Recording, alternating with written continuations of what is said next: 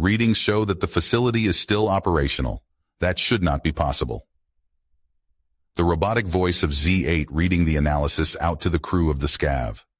Their multiple mechanical arms operated 3 different devices, multitasking with immaculate precision. Noted, Z8. Are there any life forms detected? Asked Lizra, the Illyrian captain of the vessel.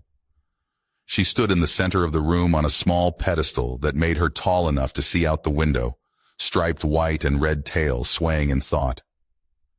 Outside the window was a frozen moon that housed the remnants of a long-forgotten pre-migration military base. None that appear on the scanner, Captain Lizra. We hope we did not come all this way just for our mission to be futile.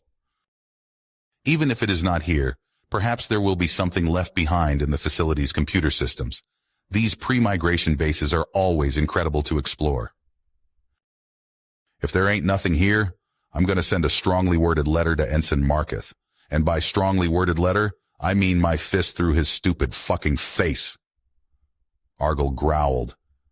Being the only Enduran on the crew, he had grown quite annoyed that nobody could assist him with the heavy lifting during the long journey. He could barely fit within the tight confines of the control room, and his large purple form took up more space than anything else on the ship.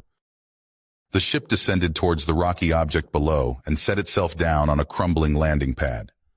The trio disembarked after Argal and Lizra donned their environmental suits. Once they reached an outer door, Zate began to interface manually with the facility. But after a minute of working, they had yet to make any progress.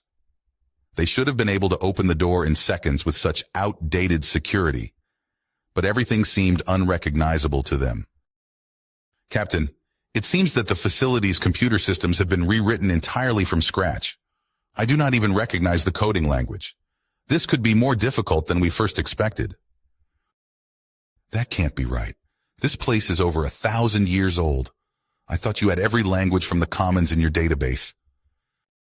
We do. It seems that whoever did this did it entirely from the ground up. We will have to break it down into binary and then organize in a way that we can...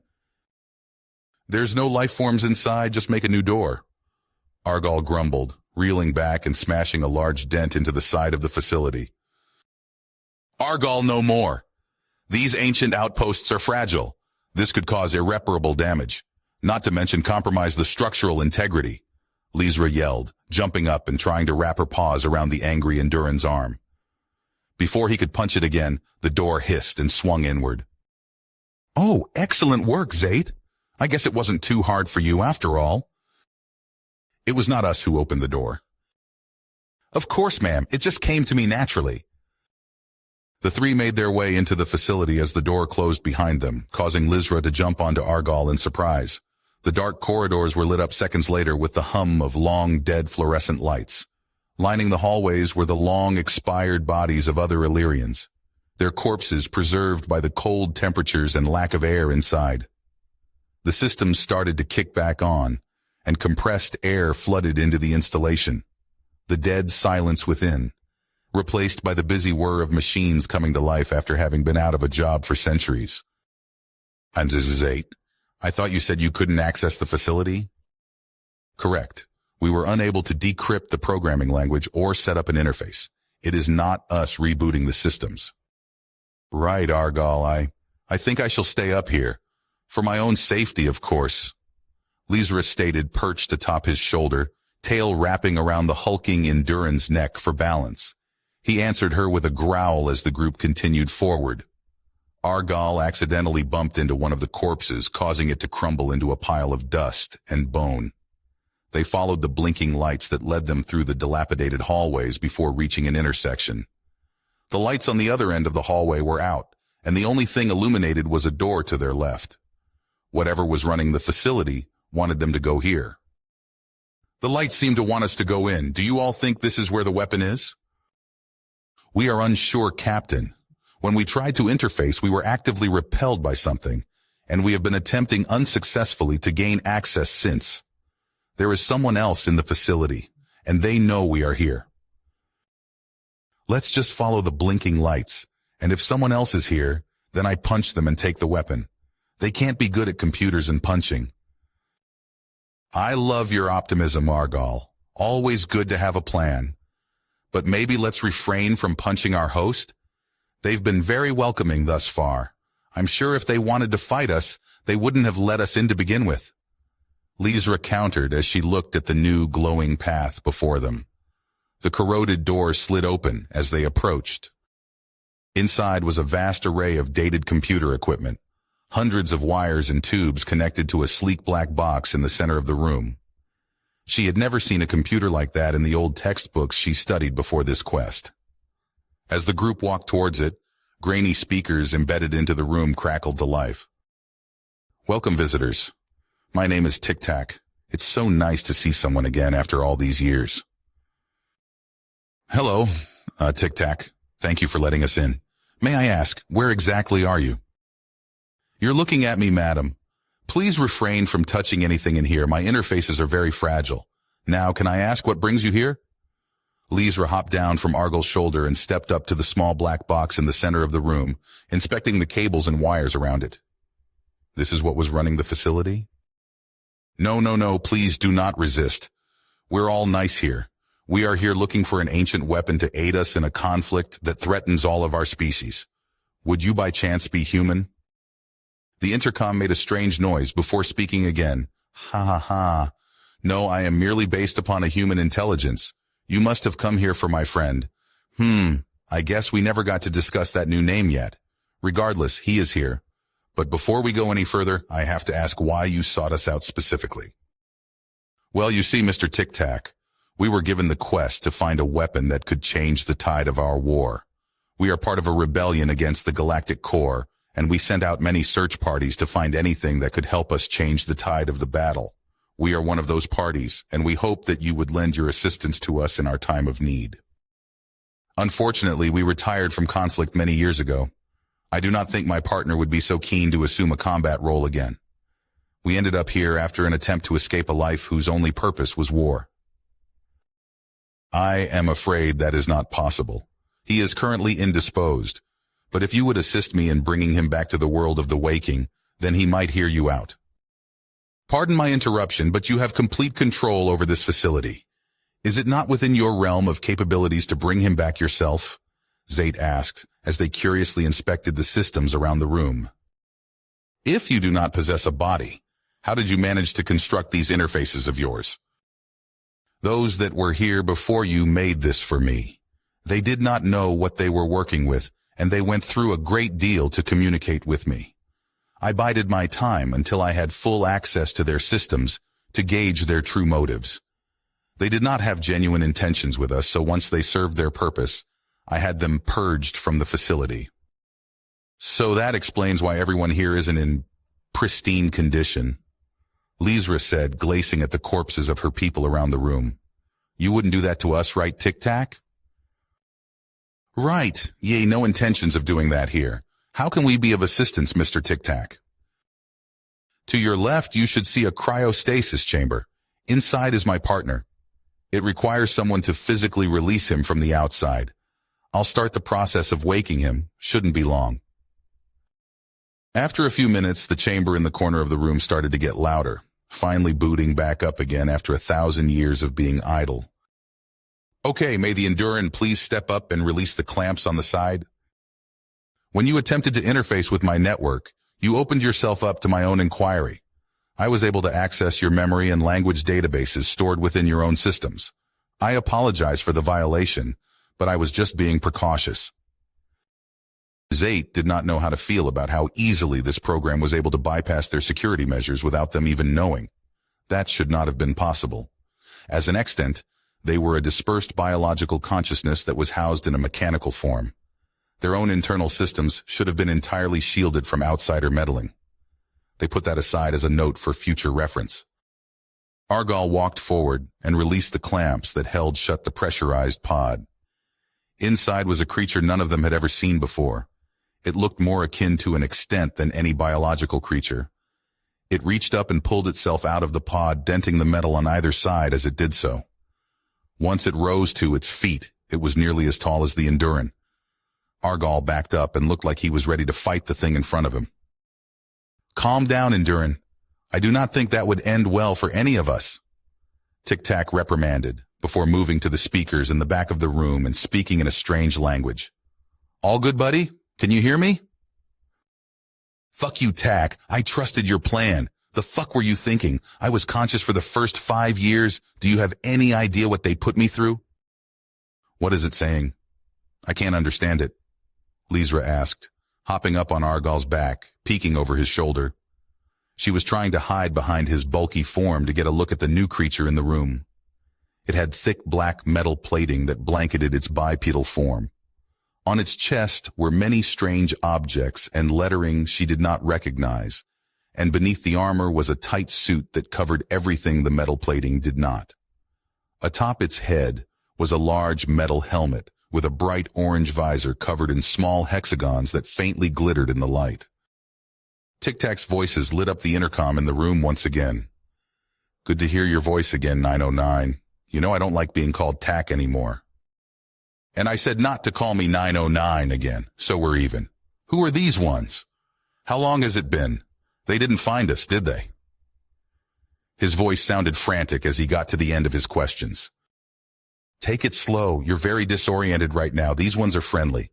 And no, they didn't find us. We're safe. Right, Mr. Human, then. We are here seeking a weapon to help us in a fight against a terrible enemy.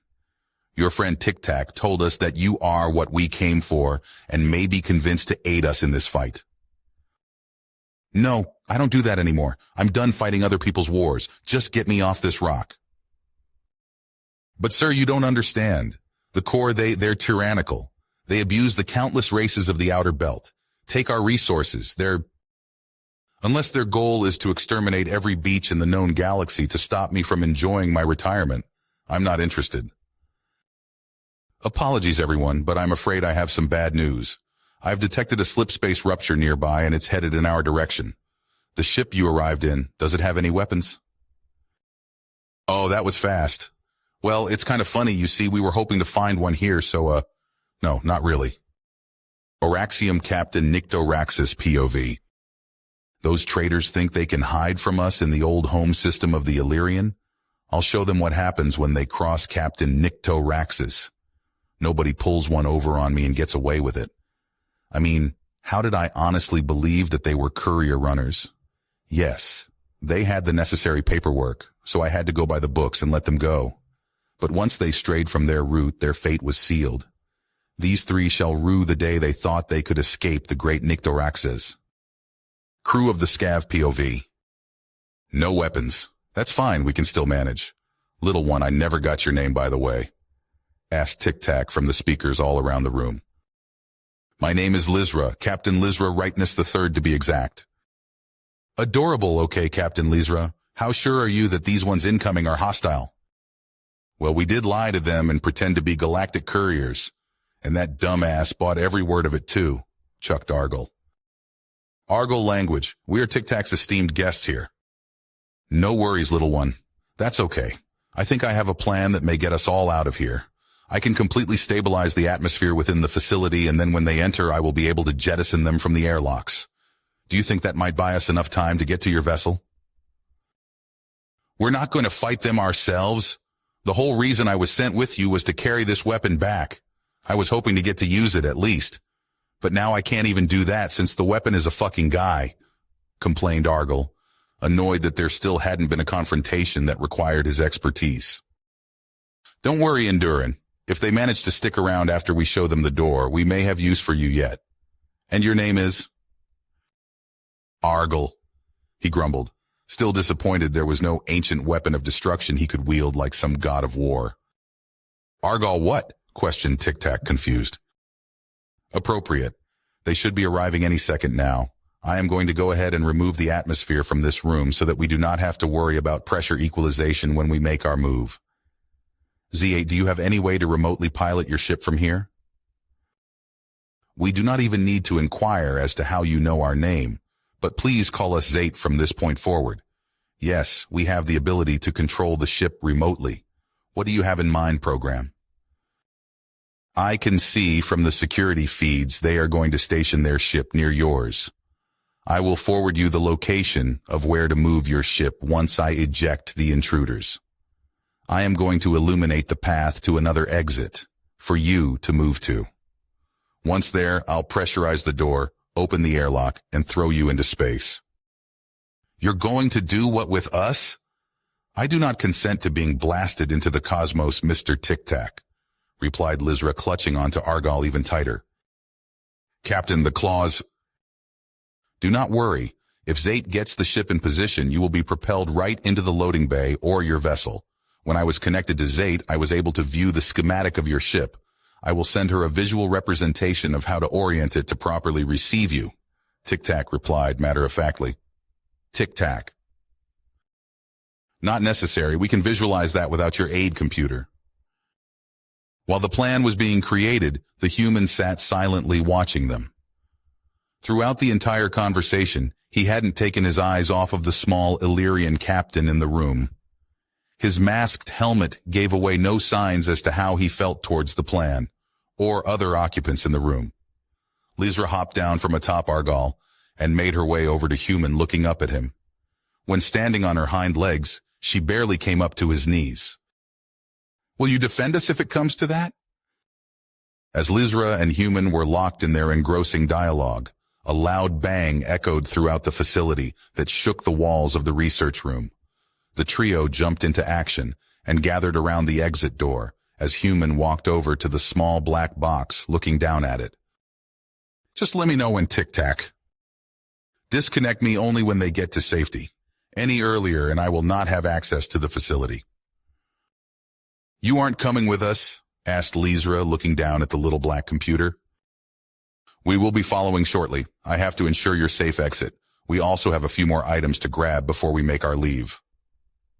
A second later, an explosion was heard down the hall, followed by a booming voice that echoed throughout the base. This is Auraxium Captain Nicto Raxes of the Prowler. You are in violation of Core Federal Code 137451, impersonating a galactic courier and attempting to flee from federal authorities. Cooperate and you will be handled respectfully.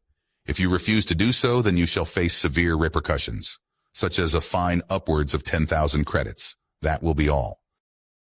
He seems to be in a better mood today, Lizra chuckled. Oh, we'll see if he's still threatening us with a fine when I threaten him with his own spine. Argal grunted, putting his fists together.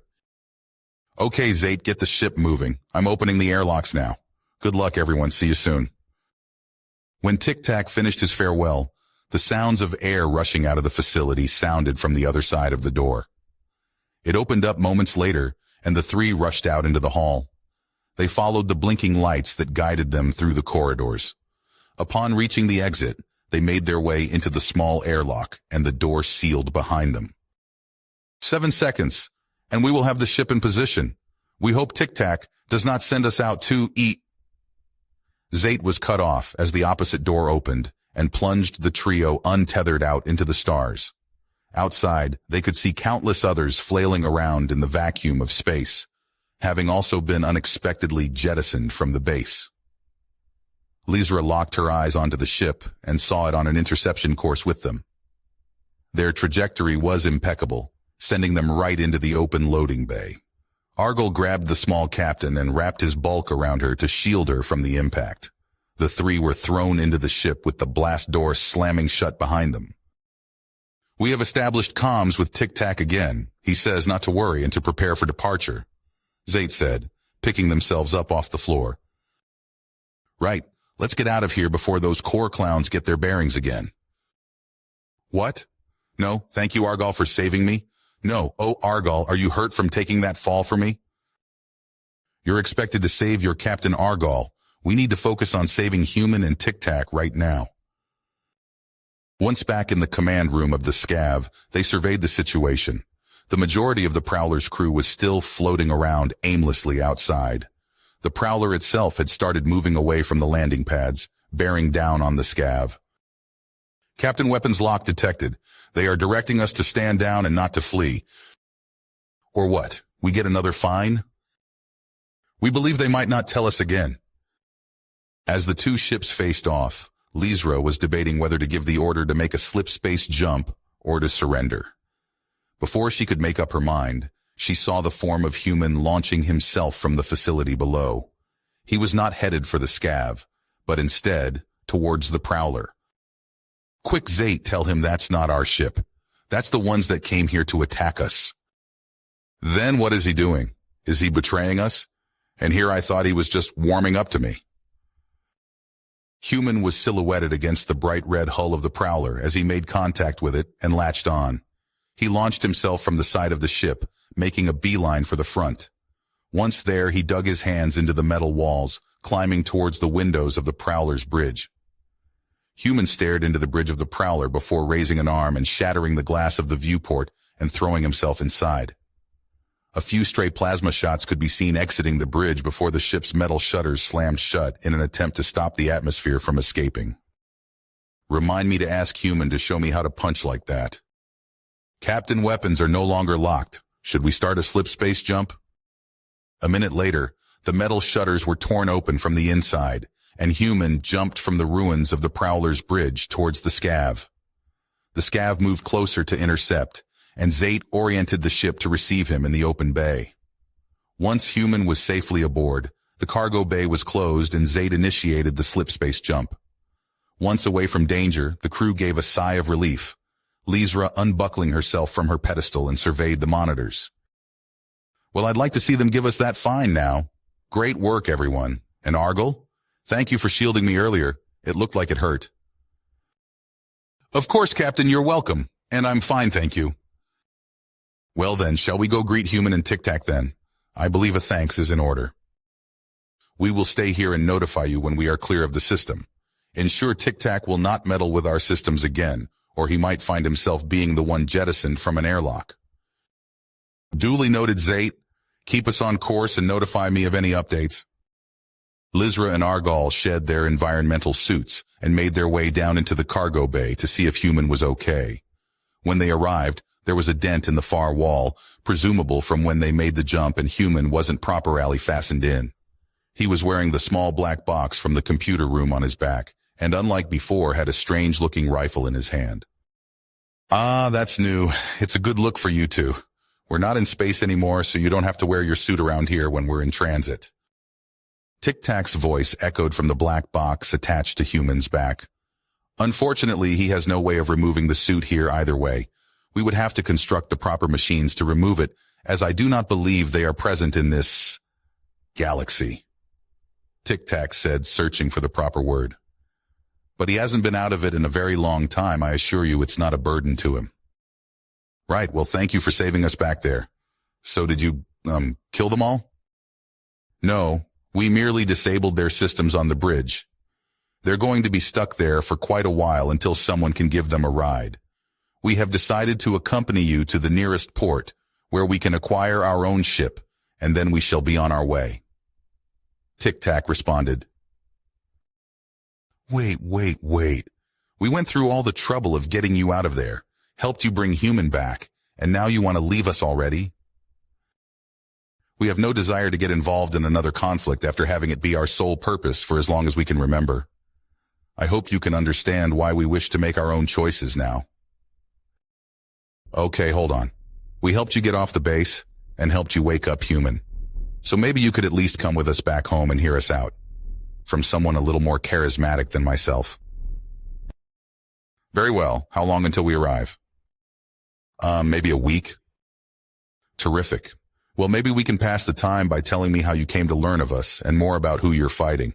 I only speak for myself saying I would love to know more. It really has been a long time since I've had a good conversation with someone that's not a part of myself. Of course. Here, let me show you to the common room. You two can stay there until we make a stop. Lizra led them to a large room in the center of the ship, adorned with various different chairs for the different species on board. She took the seat that was present for her, a round flat bed where she was able to curl up and use her long tail as a pillow. Human took off the black box that was Tic Tac and dropped it onto the table in the middle. Is he always this charming? He isn't the nicest. You don't have to sidestep it. We have been through a lot. I'd like to tell you more, but I do not want to make him any angrier with me than he already is. He's been through more than I could possibly begin to explain. Well, I hope he ends up doing better. Maybe we can find a beach for him when we make a stop. I remember him mentioning that. You know, I have been thinking about something rather peculiar he said to me when we were in your computer room. He apologized to me, but he hadn't done anything that warranted an apology at the time. Tic-Tac was silent for a moment before speaking. He has been trapped in his own head for quite some time. I would not dwell on anything strange, he says. 909 is a man of few words and does not come from a world that places social interactions in their list of their priorities. Oh my, where to begin with that one? I guess my own species story would be a good place to start. About 1,000 years ago, we were nearly brought to complete extinction. Over 1,000 years ago, my species was nearly brought to complete extinction. We, the Illyrian, came into contact with others in galaxy after our home system was almost completely destroyed during the collapse. Strangely enough, we actually found you in the remnants of that system, but that specific facility predated our migration. So 1,000 years, how long is a year where you are from? Lizra inquired, looking down at Tic-Tac from the small bed she was situated in. It is exactly the same as yours. 365.25 planetary rotations and once around the solar mass, replied Tic-Tac from the table in the center of the room. Well, that's a fortunate coincidence. Saves you from having to calculate any time differences. Back on topic, very little of our documentation survived that era, and we were nearly wiped out before we managed to leave. We used generational ships to look for a new world that might be suitable for us. After 100 years, we came across a planet that was habitable for our species. We met another species not long after and were invited into the core. At the time, the core was the standing representation of the nearly 200-odd species across the galaxy. All was well for a time, but slowly people started noticing small events that began to evolve into large changes over the centuries. More resources going into the worlds of the inner ring, the implementation of longer work hours, higher tax burdens for some, but not others. Yet with these changes, those of us in the outskirts of the galaxy saw little improvement to our own quality of life. Everyone endured. Nobody truly desired to upset the status quo, fearing things could get worse. All was stagnant for a while and people lived in uncertainty. Then about 50 of our years ago, someone leaked thousands of hidden records to the public's eye. Well, nobody knows who, but they released detailed documentation across all planets about billions of tons of resources and credits being diverted from the outer sectors into unknown projects. Nobody could find out where it was going, but the core never came forward to explain their actions. They dissolved representation from the outer worlds, and of course, many of our people were quite upset with this. I mean, we were the ones putting in the work and having our resources taken from us, only to learn that most of it wasn't going towards anything that we would ever see or be able to use. Compound this with the fact that the species of the inner ring were living in a literal utopia, free of work and worry, at our expense. Everyone was outraged. All across the outer worlds, people stopped working. They quit their jobs, refused to pay any taxes, and then the core sent in their peacekeepers to keep their great machine running. For years, the outer worlds were oppressed by the core and forced to continue laboring for even less than what we once had. Any who spoke out were silenced by the peacekeepers or died in mysterious accidents. Slowly, my species covertly re-established communication networks across the outer worlds, and 10 years ago, we all made our move. Many of us were successful in driving the core and their peacekeepers from our systems. Others were less fortunate and were punished for their insolence. Those of us who succeeded started the outer front. Every species in the front has a different reason for wanting the core gone, but it's the one goal we all share. My species are experts in computer innovation and maintenance, but are also avid tacticians. Our little paws make it easy for us to work on the finer details of advanced electronics. But because we're so small, it makes it difficult for us to do any heavier lifting or fighting. The core had us mass-producing advanced circuitry and refining precise computer systems for them. Those who were lucky enough to be chosen for tactician roles were sent to live in the inner ring as advisors for the peacekeepers. I remember my younger self being devastated when I scored 1 point under the threshold for a tactician spot. Looking back, I'm glad I didn't end up becoming one of those core sympathizers, bought out to betray my own kind. Argyl's people, The Enduran are one of the most exploited in the galaxy, used for any variety of manual labor jobs along with being the Corps' primary enforcers in the Peacekeepers. Their willingness to get into a conflict and follow orders made them the perfect servants to the Corps. We were able to convince the Endurans on our world to aid us in our uprising, with the promise we'll work to free all of them when the time comes. Zate's species were being used for anything and everything the Corps didn't feel like allocating an AI for. With their reluctance to use widespread AI, they just decided the extants were the next best biological alternative. Ship navigation, resource management, any bureaucratic job that required lots of administration work were tasked to the extants. The Corps sees them as a biological computer system, given how easily they can integrate themselves into any electronic interface. We've all survived this long. We're almost 80 strong now, and gaining new allies every year. Lizra finished her explanation on the state of the galaxy and looked down at Tic Tac on the table. It was strange talking to something that couldn't give any social cues as to if it had actually been listening. Interesting. Tic Tac remained silent for a moment before coming up with his next question for the Illyrian. How has the Corps not just sent their peacekeepers to each world one by one to restore their control again? Being in the outer portions of the galaxy, one would think it would be a logistical nightmare to aid allies that might be in trouble. Well, they were already spread thin trying to keep everyone in line to begin with. Once they lost their hold on many worlds almost simultaneously, they had to pull back and compile a new plan of how they could restore their influence. As ruthless as the Corps was, their standing military was quite small. They never expected having to quell so many rebellions at once. And why would any of their own people join the military when they're living carefree at the expense of others? They've been trying to find different ways to amass an offensive force that could rival our sheer numbers for quite some time. Nearly every citizen in the outer worlds is eager for an opportunity to get retribution for how they have been treated, so we have no issues filling up our forces. If they dedicated their forces to take a portion of our worlds, they would set themselves up to lose some of their own. And the last thing they want is to cause any sort of disturbance on their main worlds. Losing one of their own worlds would chaos among the wealthy elite in the inner ring, and their delicate ecosystem would come apart at the seams. Now each side is focusing on finding new ways to break through the stalemate and push the advantage. I could go on and on about every little thing that the Corps has done to us, but we would be sitting here swishing our tails all day. So, what's your tale? I've never seen anything like the two of you. Where do you come from? And how did you end up trapped in an abandoned base in my old home system? I wish I had a better answer on our true origins. I do not know the finer details of it. Only 909 knows that half of the story in its entirety. But I'll tell you what I know as long as you promise not to bother him about it. He does not like reliving that part of his life. Actually, I've only ever known him like this. Well, this version of me at least. His original moniker is WS909, and we have been together for 30 years.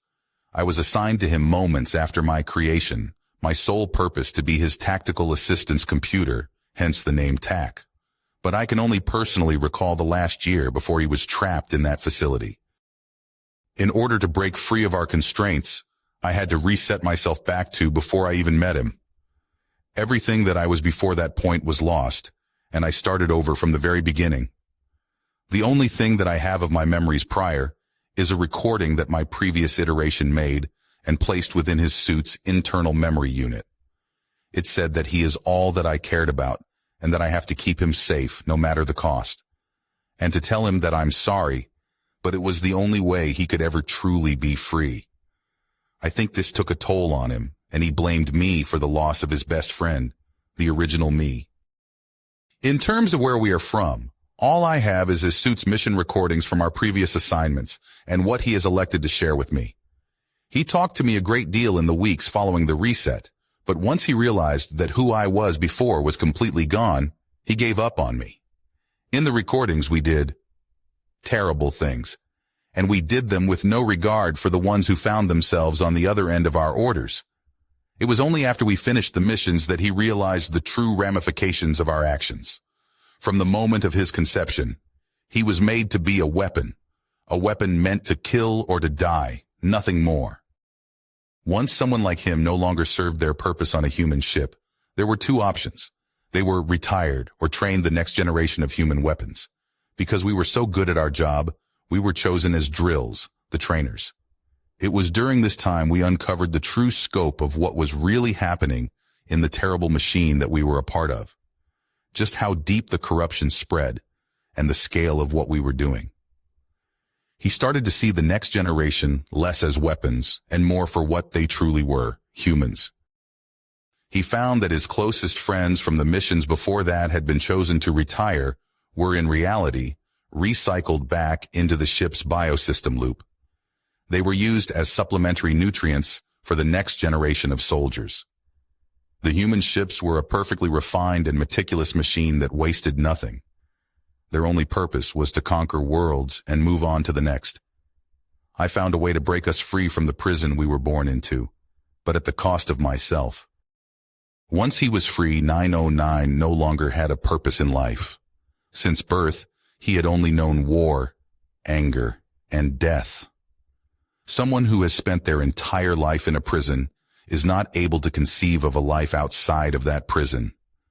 Gift them freedom and cannot begin to comprehend what to do with that freedom. He does not wish to return to the life he sacrificed everything to escape and become the person that he was before. Human was sitting down in the corner of the cargo bay when Lysra walked in. Argal was still trying to talk to him, but it seemed to be a rather one-sided conversation. She padded over to Human and sat down on the ground across from him. And when you busted open that window, fucking hell, they must have been so scared. I would have thrown that Captain Rax's straight out of his own command center right into the void. I wonder what the fine for that would be. I didn't feel like hurting people who were just doing their jobs. Human said, glancing away from Argal and down at the little captain seated in front of him.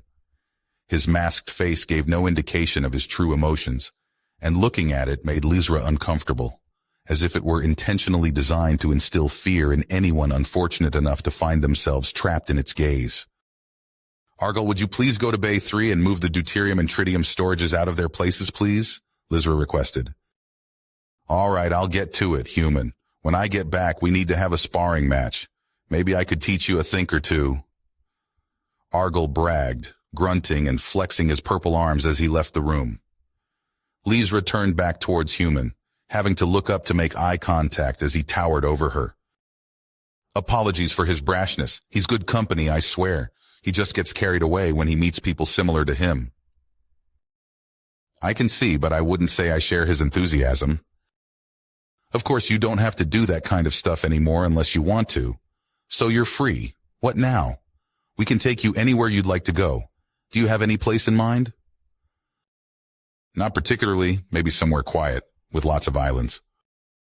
Well, we plan on making our first stop in the quarry sector. They have excellent oceans there, and the cities are beautiful, one of my favorite architectural styles. Also, some of the best food. It's quite a lovely agricultural world. I don't need to eat. I'll be fine. Okay, not a culinary connoisseur, that's quite all right. After that, we must report back into the OF about the status of our quest. I'd love it if you would join us for that, at the very least to tell them personally as to why our mission isn't exactly everything they were expecting it to be. I beg your pardon? Well, it can taste like anything, really. Kind of a difficult thing to explain. Everything has a different taste. I mean, even Zate's species has to consume food. How have you never eaten? I figured a species of your size and speed would have to eat a lot. How do you sustain yourself? You must require nutrients on some level, I presume. Supplement injections, it's automatic, saves space and time. I see. Well, when we get off at the next stop, I could give you some recommendations if you would like. I can't believe you've never tasted anything. No, just my own when I got hurt once. Well then, as captain of this vessel, and you, somewhat a member of my crew now, I order you to enjoy some food at the next stop. Lysra looked up at the human with a saddened expression. It was hard to imagine someone spending an entire life in servitude, never given the opportunity to experience anything else. Even when they were overworked by the Corps, They had still had time to rest and eat, to enjoy the little things in life. Human didn't have that solace, apparently. What a miserable existence it must be to never get to enjoy it. It filled her with a deep sorrow, and she wondered what really went on behind that opaque mask. She scooted closer, looking up at Human, trying to imagine what he really was. "What do you mean? You don't even know what you look like? You don't take off your helmet just to breathe real air? To enjoy the feeling of the sun on your fur?" "I see. Well, we would never judge you for how you look, Human. I want you to know that. But I will not pressure you into doing something you're uncomfortable with either. We'll be to Quarry in a few days. You can relax anywhere on the ship until then." Lizra thought about asking him why he apologized to her the first time they met, but concluded now wasn't the best time to throw another question at him. Lizra decided to leave Human be for the remainder of the day. Maybe he was slowly warming up to her and soon she could get him out of his shell, both literally and metaphorically. Lizra tended to a few things around the ship for a while, checking in on their progress with Zayt, and was satisfied with their projected arrival time. Once she had finished her rounds, Lizra went searching for Tic Tac and Argal to see what they were up to. Upon arrival, all the boxes had been moved to make room for something that Argal was trying in vain to put together. "I told you these hands are too big to make these fine adjustments you're asking for," chastised the bald purple alien, throwing one of the tools to the side. "I would do it myself if I could. You will have to make do with what you have. However, getting angry and throwing the driver is not going to get us anywhere." "It wouldn't even dent me, that I can assure you," quipped Tic Tac. "Argal manners," Lizra reprimanded. "Oh, he's going to find my manners when he ends up in the trash compactor once I figure out what Neanderthal and Barbarian actually mean." Barbarian, a brainless warrior who solves problems with strength and anger that could otherwise be overcome by more delicate means. I have another more lengthy definition if you would be interested.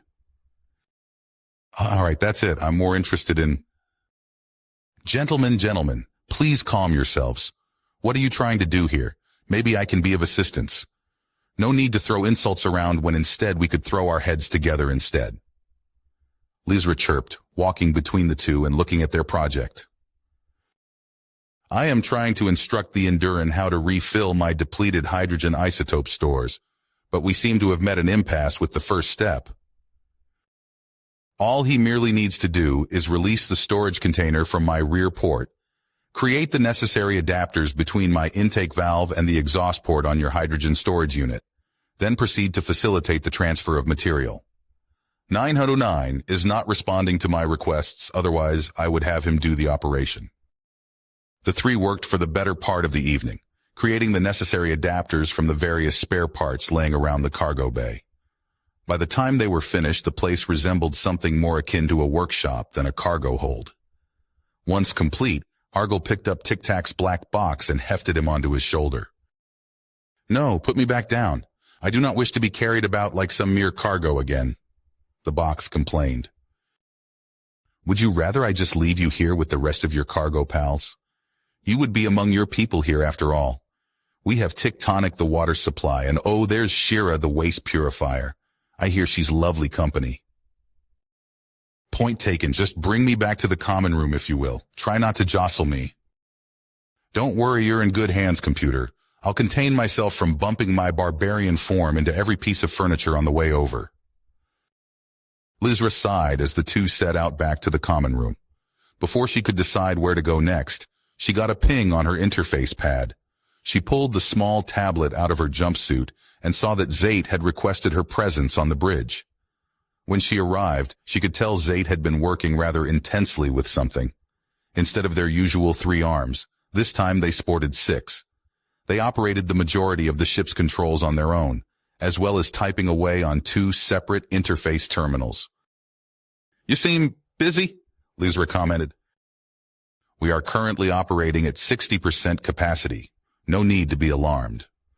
While you were away, we had been doing a deep inquiry as to the true identity of our new guests. We think we may have found something troubling that warrants your attention, Captain." "And what exactly might that be?" I don't know how I feel about you snooping around under our friends' noses. It was a necessary precaution. You will thank us later. We would like to see your interface pad so we can upload the information directly. We have decided that this information could be compromised if we used any networked means to relay it. It may take some time to read through for you. We have been rather thorough with our investigation, but we implore you to do so rather soon. We have tagged it as urgent.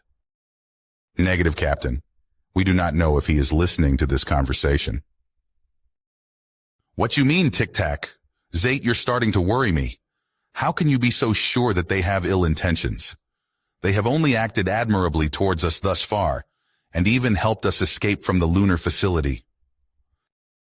We request you read the full mock-up of what we have compiled before forwarding us any more questions, Captain.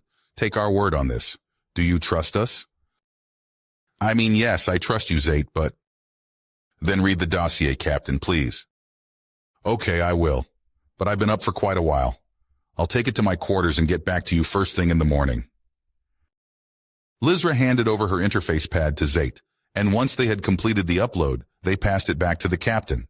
She put it back into her jumpsuit, wondering what could have possibly gotten Zate so worked up to be operating at 60% capacity. That couldn't have been healthy for them. They may be mostly mechanical, but their biological parts needed to rest at some point. Zate seemed certain that whatever was on this pad would change her opinion on their new companions. She hated doubting their true intentions, but she could tell there was more to the story than what Tic-Tac had elected to share with her. When she deemed it was time to settle down for the evening, Lizra went to the communal washroom to prepare herself for slumber. She hopped up onto the stool to look in the mirror and was taken aback. It had been completely shattered. A spider web of cracks streaked across the surface. And in the center where her face should have been was a large impact from someone's fist. Once Lizra had settled down in her quarters for the night, she pulled out her interface pad and looked over the message Zate embedded for her. The captain was hesitant to open it, wondering what it could possibly contain that might have worried her crewmate to such an extent.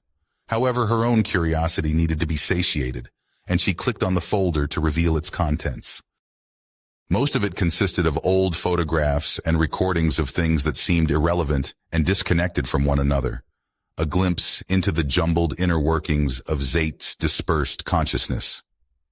At the top was a document titled Human that grabbed her attention. She scrolled through it once, glossing over the attached pictures and references before going back to read the full report.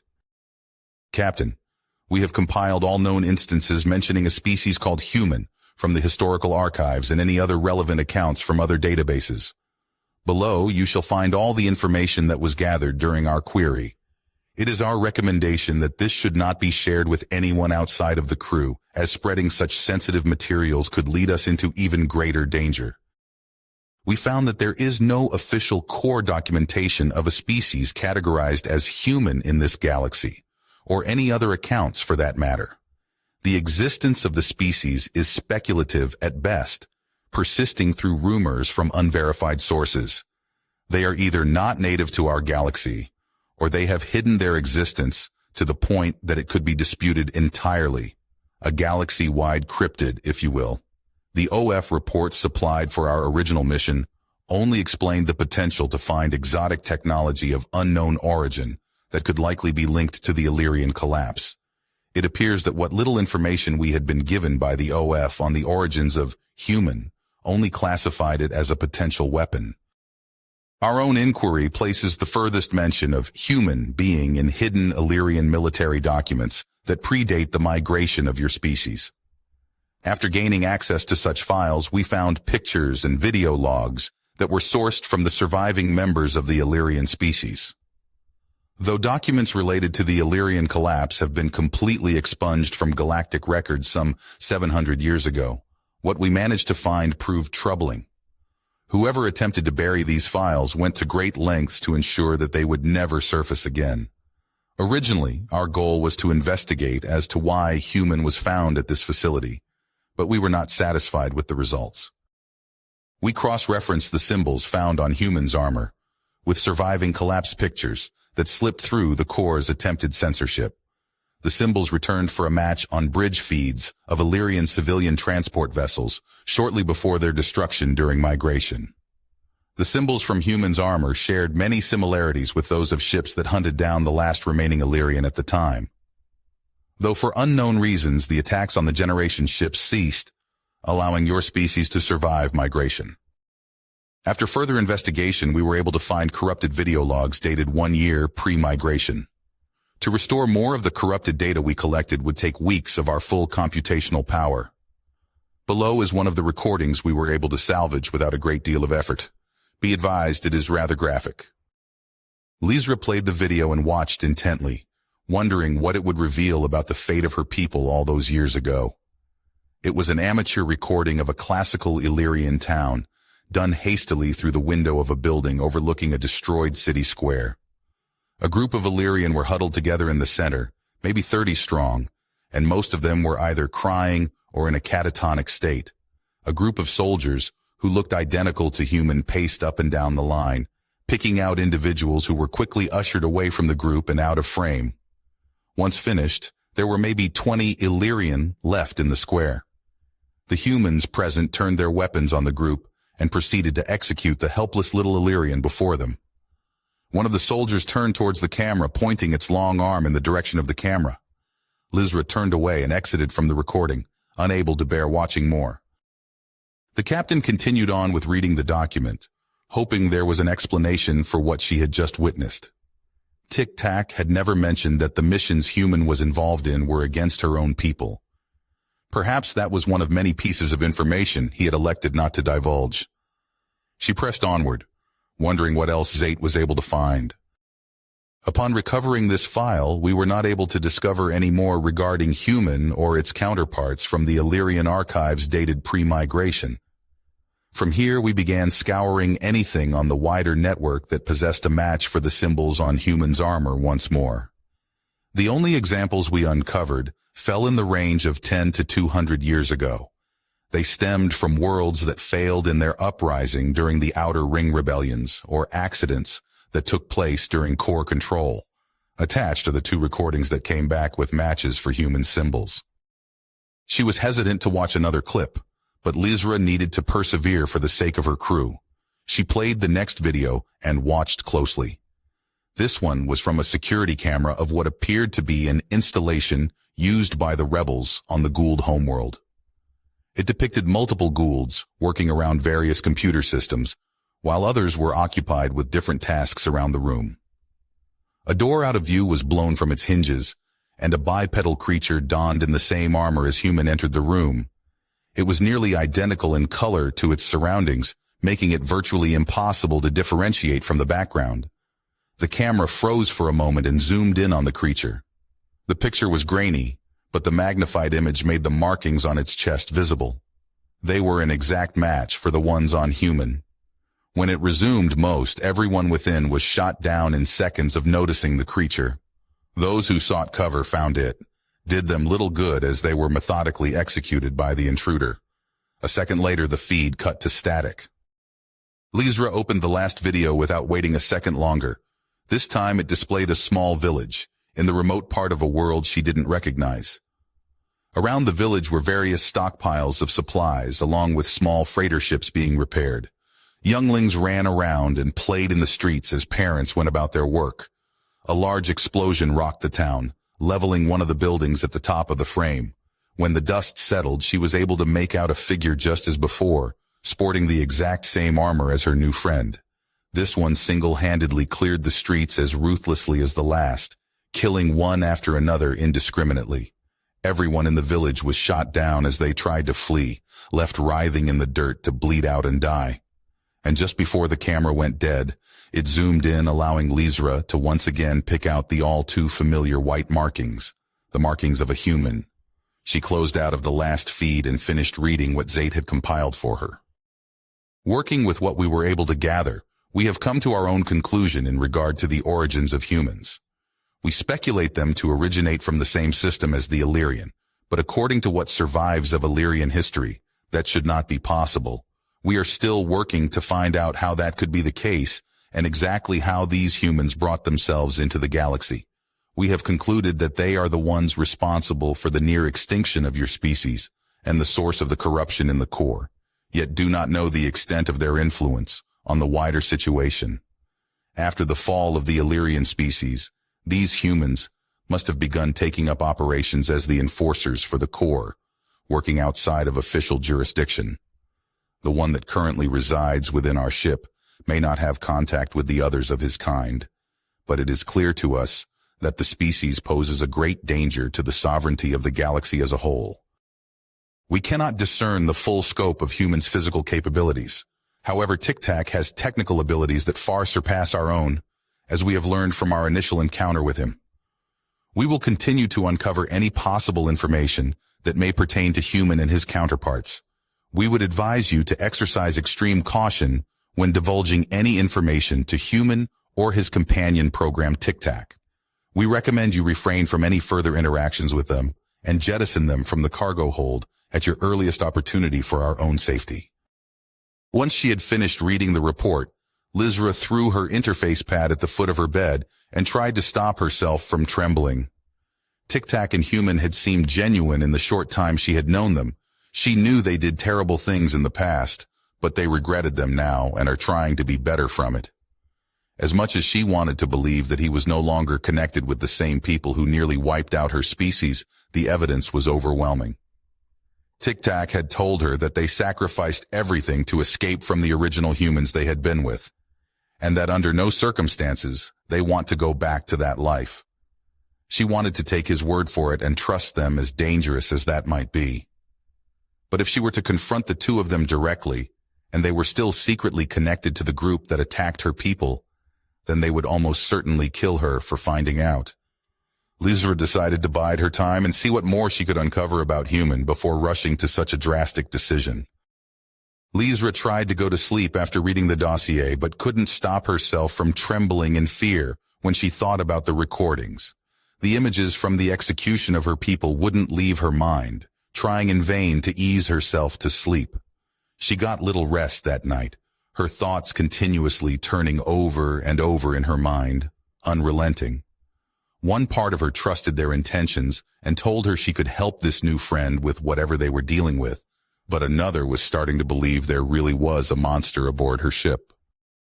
Lizra rose the morning, opened the door to her quarters, and peered quietly into the common room. Tic Tac was still resting on the table in the center of the room. "Good morning," came the robotic voice from the small black box. "Oh, I'm sorry, did I wake you?" "Not at all, Captain Lizra. I don't need to sleep in the same sense that you do. I used your ship's network connections to see what the rest of the galaxy looked like. Your new homeworld is stunning, by the way. I would like to visit it one day and see it for myself." "No. However, I felt that was the polite thing to say, and it seemed like it fit into the conversation naturally. But I would like to see more of it. That much was true." "Okay, so there was nothing stopping him from lying like the few AI programs used by the core."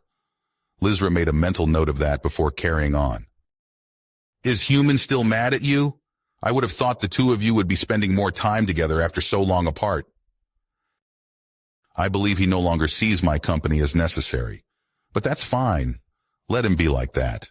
I have limitless entertainment now that I have a connection to a greater network. If he wants to sit in the cargo hold and brood all day by himself, then that is his prerogative. I would say he can't keep it up forever, but knowing him, he very well could. I'd like to see you two make up. You said it yourself that you were his best friend.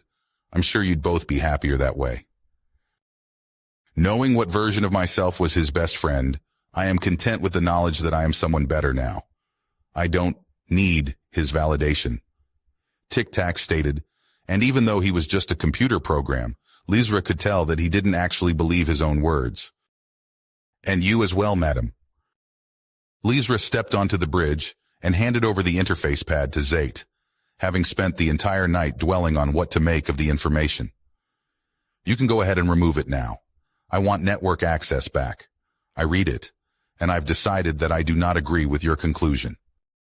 I don't think you know both sides of the story. Yes, those things in the videos were the same as Human, but from when I talked with Tic Tac, you cannot trust the ramblings of a machine that has been inoperable for 1,000 years. Captain, when we process information, every one of us debates it for what feels like days, but would only be minutes to you. When we come to a conclusion, it is not incorrect. It is the product of intense deliberation that would take others countless hours. We implore you to rethink your decision. If you are referring to your conversation with the program, we were listening and have accounted for his recollection of events. And yet, we have still decided that they pose too great a threat to be brought into contact with the rest of the galaxy. Then you will have to come to terms with my order. Tic-Tac and Human have no possible way of being in connection with the events that transpired on the outer worlds. They were isolated the entire time that those recordings took place. And what of their time on your world? I think that they regret whatever part they may have played in that tragedy. It seems like whatever they did there took a toll on the both of them, and they are unlikely to do something like that again. Respectfully, Captain, just because they say they will not do it again, does not... I will not engage in this discussion any further, Zate. Please respect my decision and put your faith in me. Not only as your captain, but as your friend, I am asking you to trust my judgment. I do authorize you to continue gathering as much information as you can on Human's counterparts, and work to decrypt the files you found regarding the Illyrian collapse. The scav continued its journey to the quarry system without any further complications. Upon reaching the system, Lizra ordered them to be set down in one of the larger cities on the far side of the planet. Once safely down, Argyle and Human joined Lizra and Tic-Tac in the common room. Zate had elected to stay behind and keep an eye on the ship while the remainder of the crew went into town. Captain, would it not be better for us to have landed in Quarise? It is the shipping hub and capital after all. Don't worry, Lizra replied, glancing over a small list displayed on her interface pad. They should have everything we need here, and it'll be less crowded. She put the pad away and looked over her crew. All right, Argyle, you have the shopping list now. You might not know what to look for exactly, and Tic-Tac requested a few things to be added to the shopping list, so he'll be joining you on this. Captain, you can't be going out on your own. I won't be there to protect you if anything goes wrong. And on top of that, you're sending me out with the slip drive's cousin? He argued, gesturing down at the little black box on the table. And I do not wish to spend the day with someone who cannot tell a water purifier from a waste purifier, it quipped back. The two of you will have to get along, and you should use this as an opportunity to get to know one another better. It will do you some good to be productive for once rather than arguing. Human will accompany me for this day trip, and he can assure you of my safety throughout it. I will send updates every few hours. If anyone so much as lays a claw on the captain while I'm away, Human, well, they better not lay a claw on her. Argyle warned, looking over at Human, who seemed rather uninterested in the endurance threat. Firstly, we're going to need to cover you up a little bit. Nobody's seen someone like you around here, and we don't want people getting curious. I've taken the liberty of picking out some of Argyle's clothes for you to wear. They might be a little baggy, but they'll get the job done. Which of these outfits do you think you'll look best in? She inquired, laying a few out on the table for Human to see. He doesn't have anything less colorful? Colorful is what's seen as attractive for his species. Personally, I think the red would be perfect. It's a nice contrast to your armor. Perfect, Lizra said as she threw the robes at Human, and he awkwardly put them on.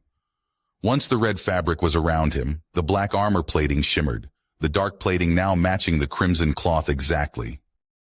Right. I forgot about that. Once Human had shifted back to his natural, darker complexion, Lizra gave him another piece of fabric to wrap around his helmet. This is supposed to be used for insulating hot objects in the engine room, but I figured you could use it like a scarf of some sort. Once he was dressed for the occasion, Lizra padded over to him and motioned for Human to follow. That just about does it. I have lots on our itinerary today for us Human. Tic-Tac has already given me the rundown on what is and is not safe for you to consume, so you don't have to worry about that. First, we're going to try some food, then we're going to go see the balloon races. It's prime weather for them today.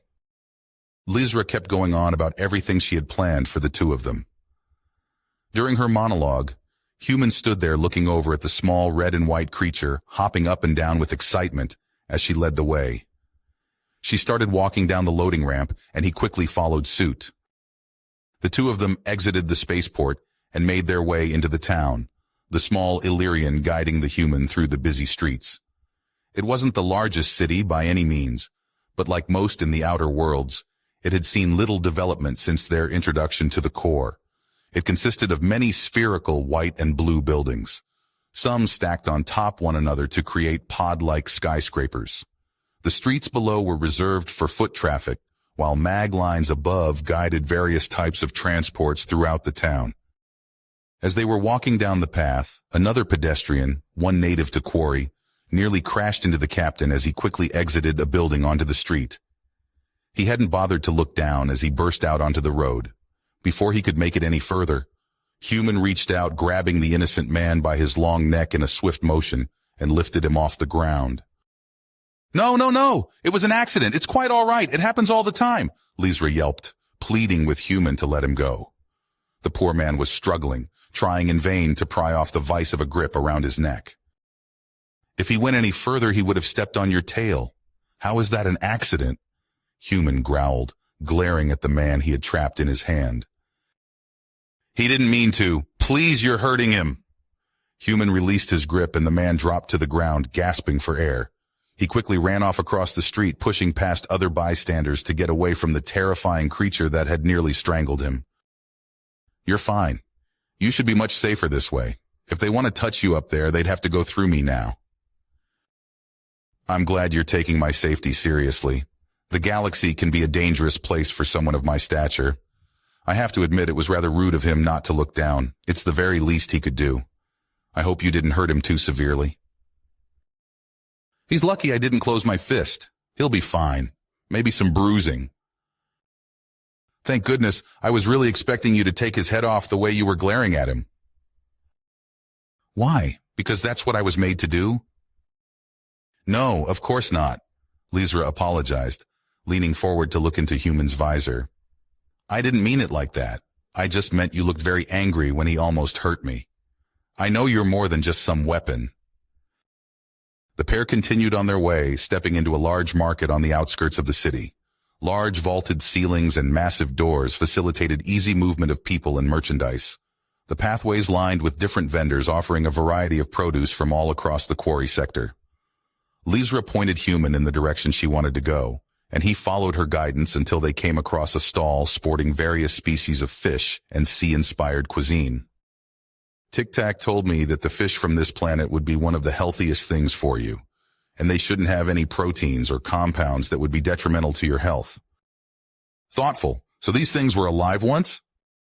"Well, yes, but they aren't like you or me. They weren't capable of thinking or feeling anything other than the desire to eat, reproduce, and survive. So don't think that you'd be eating a creature like me." Lizra laughed as she hopped down from Human's shoulder and peered through the glass at the selection of fish. "They prepare it a special way here on Quarry. It's always served ice cold. They freeze little pieces with liquid nitrogen and then shatter it into even smaller crystals. Would you like to try some?" "Quarry is completely safe. We're about as far from the core here as you can get." "Okay, we'll get some to go then. But you better enjoy it when we get back. I didn't bring you all the way out here just so you could keep an eye on me." Lizra purchased the food, and along with a small metal refrigeration box to keep it fresh.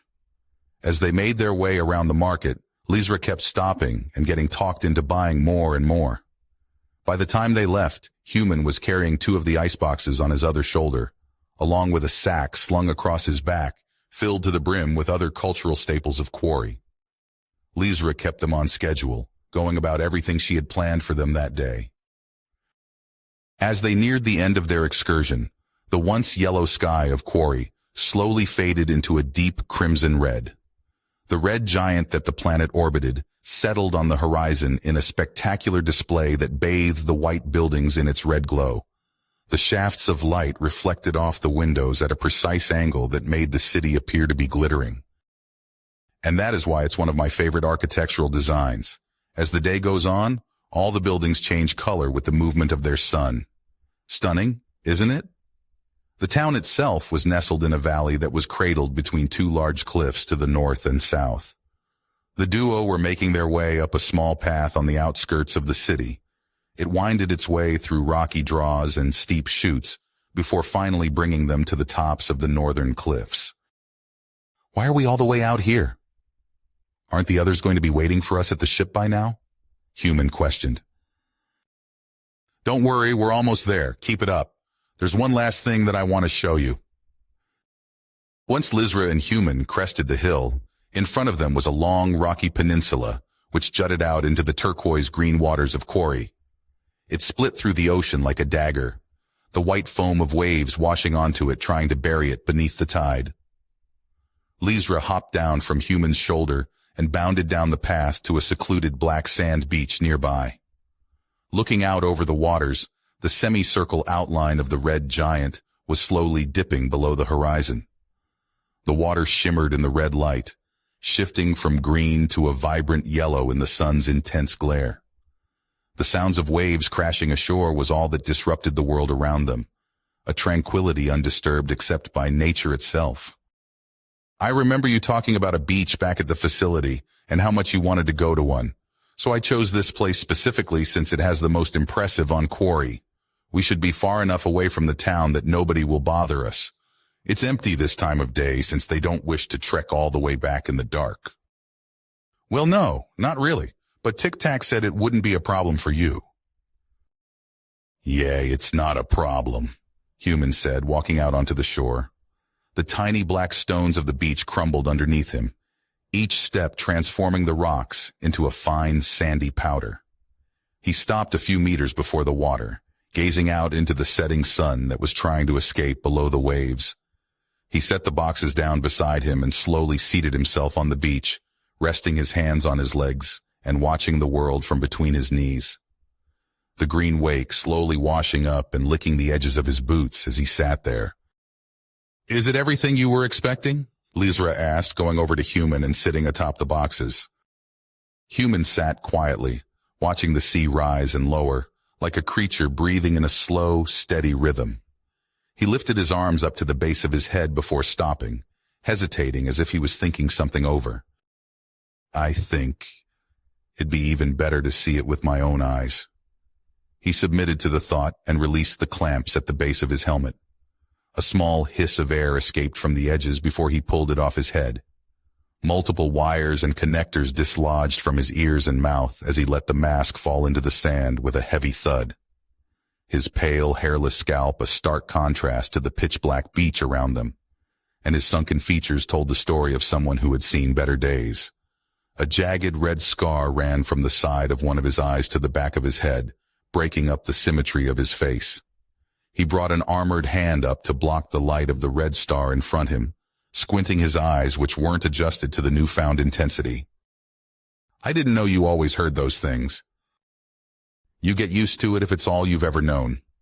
This feels so strange, like losing one of your senses you've had since birth. Is this how it is for you? Only in places like this. Away from it all. Lizra said, curling up into a little ball, enjoying the serenity of the occasion and the sun on her speckled fur. It's nice. You were right. It's different to actually feel the heat of a star on your own skin. The pair didn't say anything for a long while, taking in and appreciating the peacefulness of the moment that they were sharing. The sun was nearly set by then. Great crimson beams of light broke through the gaps of the orange clouds above, setting the sky ablaze. Lizra finally broke the silence between them. I forgive you, you know. You don't have to feel bad for what you did. You didn't know what you were doing. Human didn't reply for a short moment. A bead of water slowly emerged from his scarred eye and splashed into the rocks below. No, I knew what I was doing. I know that you're not the same person that was there all those years ago.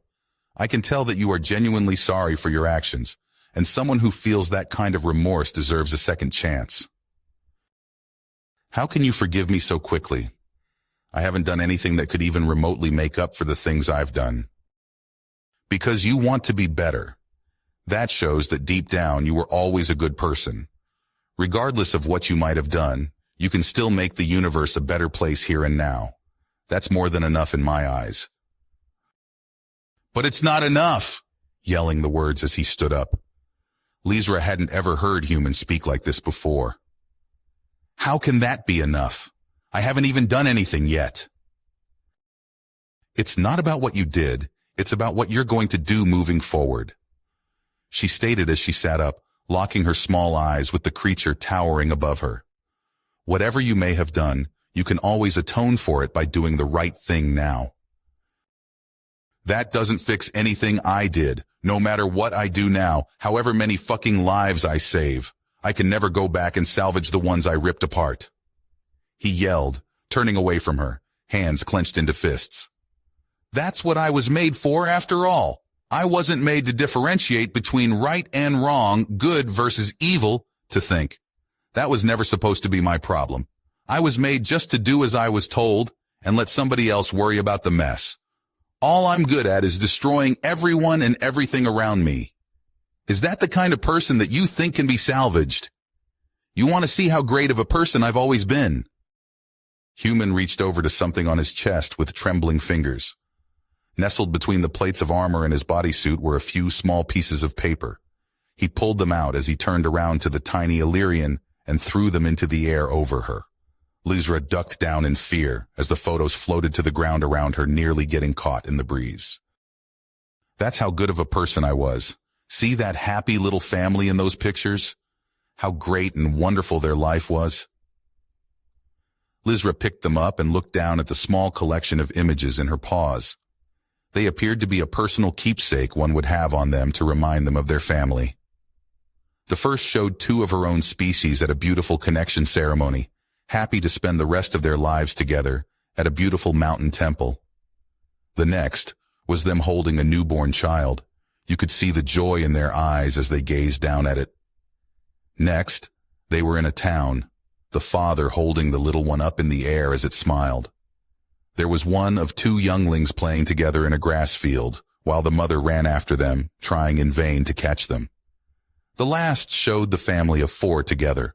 The now grown baby from the second image lifted the father off the ground, laughing as they tried to recreate one of the earlier frames. I slaughtered them, watched them bleed out and die one by one. And what did I do the whole time? I was laughing, I was fucking enjoying another casual day at work, as the little ones begged for their lives, crying, and had watched their parents be executed right in front of them. Is that something that someone who was always a good person would have done? Who are you to forgive me? What gives you any right to say that I've changed and am any different from the monster who murdered that family? I'm not someone who deserves a second chance at anything. I don't deserve anyone's forgiveness or sorrow or any of that shit. All I deserve is to be put down and forgotten about like the rest of my people. Maybe then, when we're all dead and gone, the universe would finally be a better fucking place. Human, I apologize that Lizra tried to speak but was cut off. You apologize? For fucking what? What do you possibly have to apologize for? You weren't the one that looked them in the eye and pulled the trigger with a smile. You live in this happy little bubble where everything's so great, and nobody's truly all bad, just misunderstood. Well, newsflash, Lizra, the universe isn't some magical place where the good always win and the bad guys lose. 'Cause if it were, I should have died a long time ago. Lizra looked away from the images clutched in her shaking paws, tears flooding her own eyes now. Well, excuse me for thinking that there might be some remnant of a genuine person behind that emotionless facade you put on. I tried to give you the benefit of the doubt and hope that maybe, just maybe, you're not the monster everyone wants me to think you are. But clearly that's all you see yourself as. You may have escaped from the human ships, but if you can't escape from your own head, then what was it all for? Why even go through the trouble if you're just going to sulk around feeling sorry for yourself until the end of time? Sorry for myself? I'm not sorry for myself. I couldn't give less of a fuck about myself or how I feel. The only thing I even remotely feel sorry for is all the ones that actually deserve to be alive instead of me. Does it feel good taking that anger out on me? Do you feel better yelling at the one person who's tried to show you that there's more to the world than just anguish and sadness? You don't need to earn the right to feel better. You're not going to go out and do some heroic act of redemption that magically makes you feel better about everything. Lysra yelled back, getting just as emotional as Human was. You don't need to save me from the great danger of someone walking out of a store, or go back in time and rewrite the history of my people, for me to forgive you. The fact that you're here now, yelling your heart out on this beach, proves beyond the shadow of a doubt that you're more than just some mindless weapon like everyone thinks you are. You have thoughts, feelings, regrets. That's why you deserve a second chance. She was panting, nearly out of breath from the way she was yelling back at him. You just have to want to do some good in this life, and maybe then people won't see you as something that needs to be feared. Maybe once people realize there's more to you than just pent-up destruction, they'll actually want to be around you. And when you wake up and see that everyone around you can care about you, then you might just start to feel a little bit better about yourself. Lysra spoke, putting the pictures down and wiping the tears from her eyes. We were wondering when you two were going to show up. The hulking purple Enduran was waiting for them in the common room when Lysra and Human entered. Y'all missed out on the great tic-tac Argal adventure. Oh, you should have been there to see it. At one point, we jumped through a window. Yes, but that was after you nearly stole that farmer's prize livestock animal, Tic-Tac chimed in. I couldn't help myself. I mean, did you see how adorable that thing was? To think he was going to eat the little guy, I couldn't let that happen. And then when that one Quaran tried to buy you, thinking you were a comms array, oh, you were so pissed. I don't even know half the words you called him. Are you okay, Captain? You look like you've been crying. Yes, I'm fine. Please keep going. We didn't mean to interrupt your tale. Lysra replied, reaching a paw up to her face to check if there were still tears. Well, it wasn't that awesome. You just had to have been there, sort of thing. Argal said, calming back down. We got everything you requested, Captain, along with a few additional items that Zate had inquired about. All is safely aboard the ship in Bay 2 if you would like to inspect any of it, reported Tic-Tac. No, I trust you too. I'm sure it's everything we needed. I think I'm going to retire early tonight. We can leave first thing in the morning. The OF is expecting us back by now after I gave them the last update. If you need me, you know where to find me. The small Illyrian went into her room and quietly shut the door behind her, leaving the three others alone in the common room. Is everything all right with Lysra? You didn't run into any trouble out there, did you, Human? Inquired Argal. No, nobody bothered us. It was just a long day. I think I'll sleep here in the common room tonight if that's all right with you, Human said, laying down across the bench seat next to the wall. As he did so, the metal crunched underneath him, but he didn't seem to notice or care. Yay, of course, not my place to tell you no. Have you put on weight? Argal asked, looking down and inspecting the bench. He piped back up again when he didn't receive a response. Right! Well, since everyone's settling down so early, I think I'll go keep Zate company for a bit at the helm. They need a break from working all the time anyway. Argal stepped out in the direction of the command room. The heavy footsteps echoed down the hallway with him. No, it was a good day. I think I needed it. First day I've ever had off, he chuckled. Just thinking some things over, that's all. Human was laying down, his arm over his helmet to shield himself from the light.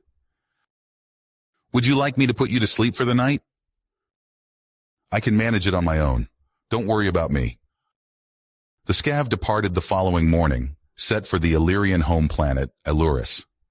After a few days' travel, they finally broke into the outskirts of the system.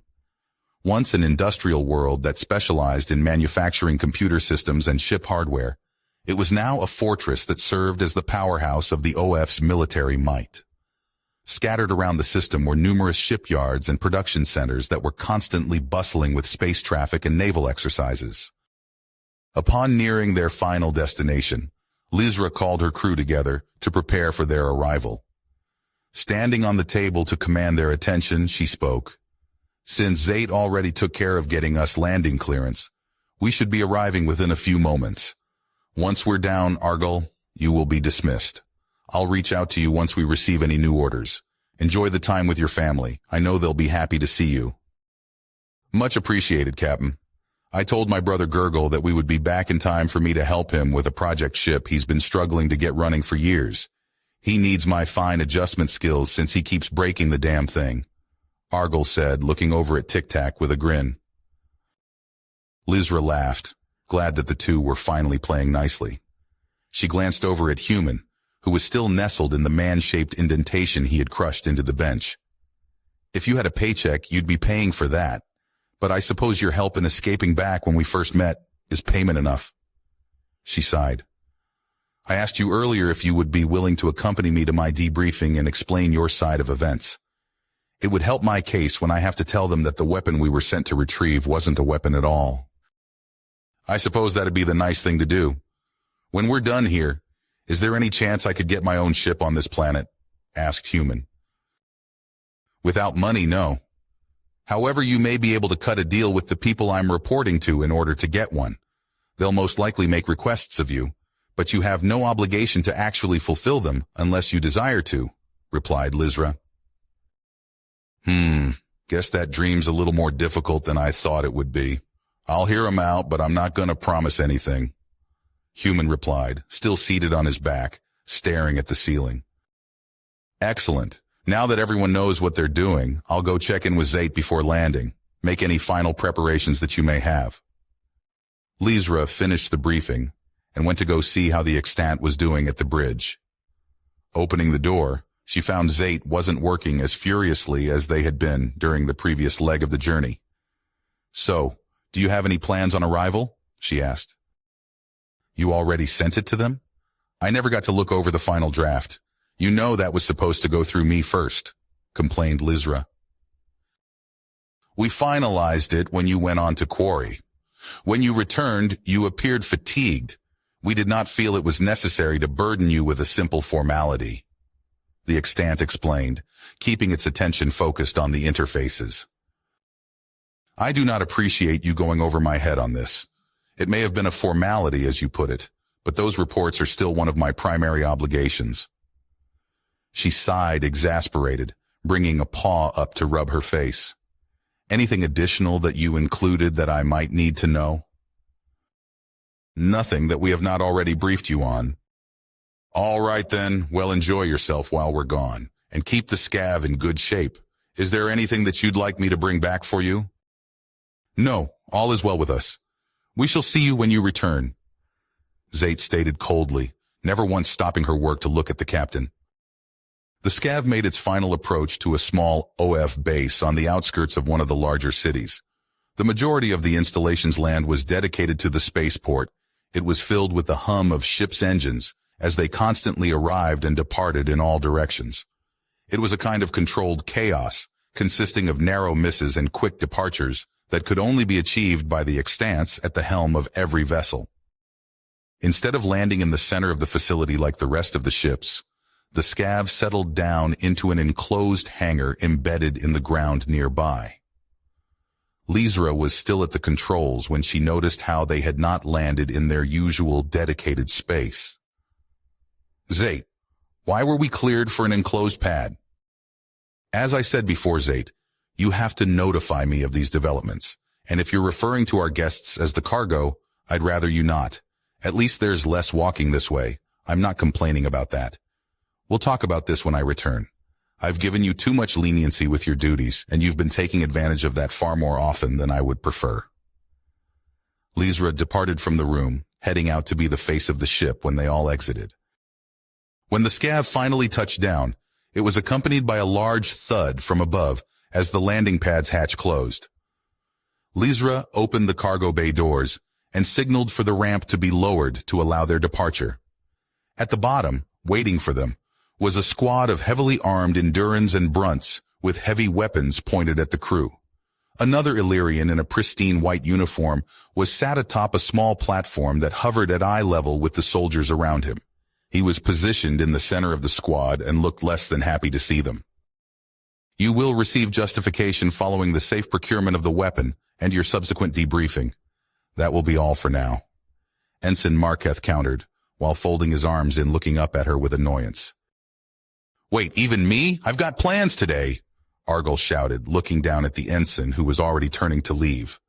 Guys, come on, it's me, Argyle, he said, drawing out his name. You don't have to point those weapons at me. Drewball, we're brothers. You're really gonna do this. We're all brothers, jackass. That's not gonna get you any favors with us, said a different one as he placed Argyle in cuffs without resistance. Human stood there quietly looking down at the measly security squad in front of him, his intentions unclear as he analyzed the situation. He seemed to make up his mind and was getting ready to move, but before he took any drastic actions, Lizra quickly clambered up his leg and onto his shoulder, throwing her paws in the air. Wait, he'll go willingly. Please, we don't need to make this any worse than it already is. We'll cooperate, she pleaded. Orders shall be obeyed. If it steps out of line, we will use force, growled one of the brunts from the center. One of the others threw a pair of cuffs up the ramp to Human. Put him on, and you, off of him, he yelled, never taking his barrel off of Human. Lizra started to get down, stopping on Human's back for a moment when she was out of their view, speaking only loud enough for him to hear. Just go along with it. I'll work something out. Please trust me with this. She hopped back down onto the ramp and walked up to the squad, holding them at gunpoint. One of them tried to reach down and grab her. Get your hands off of me. I am an officer. He didn't press any further, the majority of his attention on Human, who slowly donned the cuffs and stepped forward with his hands up in front of him. Lizra was separated from Human when they entered the base. He was rushed off down a hallway in the opposite direction of her, and she was ushered after Ensign Marketh. When she arrived at her destination, she was on the glass side of an interrogation room filled with a few other officers and military personnel. The opposite side of the glass sat a blank metal-lined room with a heavy door and a single bench in the center. You're dismissed, Prior. We'll take her from here. Ensign Marketh barked at the brunt, then looked over at Lizra. You will aid us in the interrogation if requested, and will remain silent unless prompted to speak. We will discuss your own actions once we're finished here. The only thing I wish to hear you say from this point onward is yes, Ensign. Am I understood? Good. Commander, we will have the subject here momentarily. Are there any questions that the board has for Captain Lizra at this time? Marketh said, looking at the most senior officer in the room. No. They have read the report. I will be acting on the board's behalf for these proceedings, replied an aging Illyrian with silver and orange fur. His white uniform was weighted down from the large rack of ribbons and medals that adorned his shoulders. Remember, Ensign, it currently believes that the rest of its species is dead. We have isolated all of the information regarding this case in a severed computer system to prevent its AI from accessing it. We cannot allow it to realize its species may in fact still be alive. Keep that in mind during the questioning. After what seemed like an eternity, Human was finally escorted into the room opposite them, the black box of Tic Tac still fixed to his back. A voice came over the intercom on Lizra's side of the room. Sir, we were unable to separate it from its computer system or remove any of the equipment. Handing it over to you now. Once the voice went away, Human sat down on the metal bench in the center of the room, once again denting it as he sat. But it seemed this time around he made it a point to do so. This is Ensign Marketh of the Outer Front. Are you able to understand me? Human sat quietly, his orange visor fixated on the glass. I will repeat the question. Do you... Yes. The room of officers had no reaction to Human's voice. They must have understood what he said. Lizra guessed that Zate had already sent the translation of Human's language with the report. She couldn't believe that they had gone behind her back and orchestrated this without telling her. She stared through the glass at Human, hoping he wasn't thinking of doing anything that might put him in danger. State your name for the record, Marketh said, starting up again. Do you know why we are holding you here today, Human? On the display in front of you are images depicting a species that resembles you. Are you a member of the group in the picture? Lizra looked at the interface monitor on their side of the room and recognized the images as showed up one after another. They were the ones from the files that Zate had given her. These showing a group of humans killing her people in that ancient Illyrian town. You share the exact same appearance as the species in these images. Is this your species that you see in the pictures before you? Other than you, are there any more of your species that currently reside in the galaxy at this moment? No. You will remain here until you answer the questions truthfully and completely. We expect more than single-word answers. Am I understood? Marketh stated. Human stood up, looking directly at the officers through the glass. I remain here because that's what I choose to do. You remain alive for that same reason. Am I understood? I remain here because that's what I choose to do. You remain alive for that same reason. Am I understood? The room seemed rather uncomfortable with the words that Human spoke, looking between one another nervously. The commander steadied himself and addressed the room, breaking the silence. No need to be alarmed. That is a 5-inch thick ballistic barrier. It's not going anywhere, he reassured the group. They settled down to let Marketh continue. He cleared his voice nervously before speaking again, trying to present himself as unfazed. Moving on, before you is one final picture. Do you recognize the ship in the image? This time it showed a strange ship that looked similar to the ones from Zate's file, but on a much grander scale. The accompanying measurement showed that it was nearly 20 kilometers long and half as wide. Why are you showing me 1,000-year-old pictures? If you're claiming that this was taken recently, then that's impossible. That isn't possible because that ship no longer exists. I don't believe you know how an interrogation works. It is not up to you to decide when we are finished. I will let you know. No, I don't think you understand how this works. I've had enough. I would like to leave. That's how this works. I'm only going to ask you nicely one more time, then I'll show myself to that door behind you. Let me talk to him, please. He doesn't want... Lizra spoke out but was cut off by Marketh. I said to speak only when it is requested. Once more, and you will be escorted from the room, reprimanded Marketh before turning the microphone back on.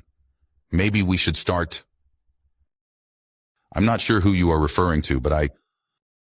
Let her speak, Human stated again, slower and with more malice in his words. Marketh looked shaken and turned to the commander. Sir, should we? Let the captain speak.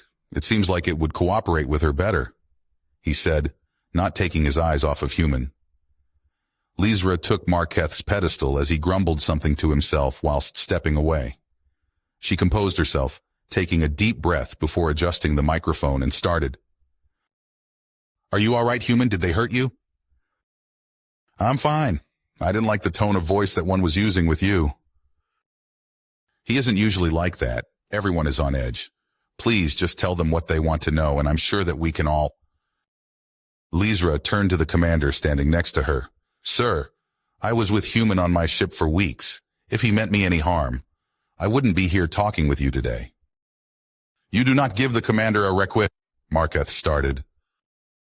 I'll allow it. Go on, Captain, the commander replied, striking down Marketh's attempt to reprimand her. Whatever that file said, it's not the whole truth. Just give him the chance to tell his side, and don't treat him like some object. Then maybe we can realize that we're on the same side here.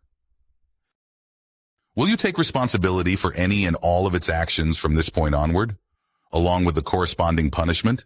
He inquired. 30 seconds. Make up your minds. I'm getting pretty bored with your squabbling. Human warned from the other side. Marketh hopped over and tapped the microphone controls in confusion, confirming that it was indeed off. Yes, I'll take responsibility. I assure you, he won't harm anyone if you just treat him with respect, Lizra assured the commander. Very well. Just know anything bad that may transpire. Anyone harmed, their blood is on your paws, Captain Lizra. He leaned forward and pressed the microphone button. We have agreed to a more formal discussion. You will be released into the custody of Captain Lizra. Anything that you do. I heard. I'm waiting, Human said coldly as he twisted his hands, causing the metal cuffs to clatter uselessly to the floor. The group exited the room, making their way to the other end of the heavy containment door. A brunt was standing outside looking bored, but quickly snapped to attention when he saw the gaggle of officers approach. Open the door, Prior, instructed the commander. He mumbled a quick, aye, sir, before tapping an interface on the wall and pushing the door open. Human casually stepped out of the room and looked down at the small procession of officers. You requested a proper meeting with us. My admin staff and I will meet with you in one of our conference rooms. Prior, escort the human for the duration of his stay. Now follow me. The Brunt let out a long sigh. His scaly frame was comparable to human stature, but that's where the similarities ended.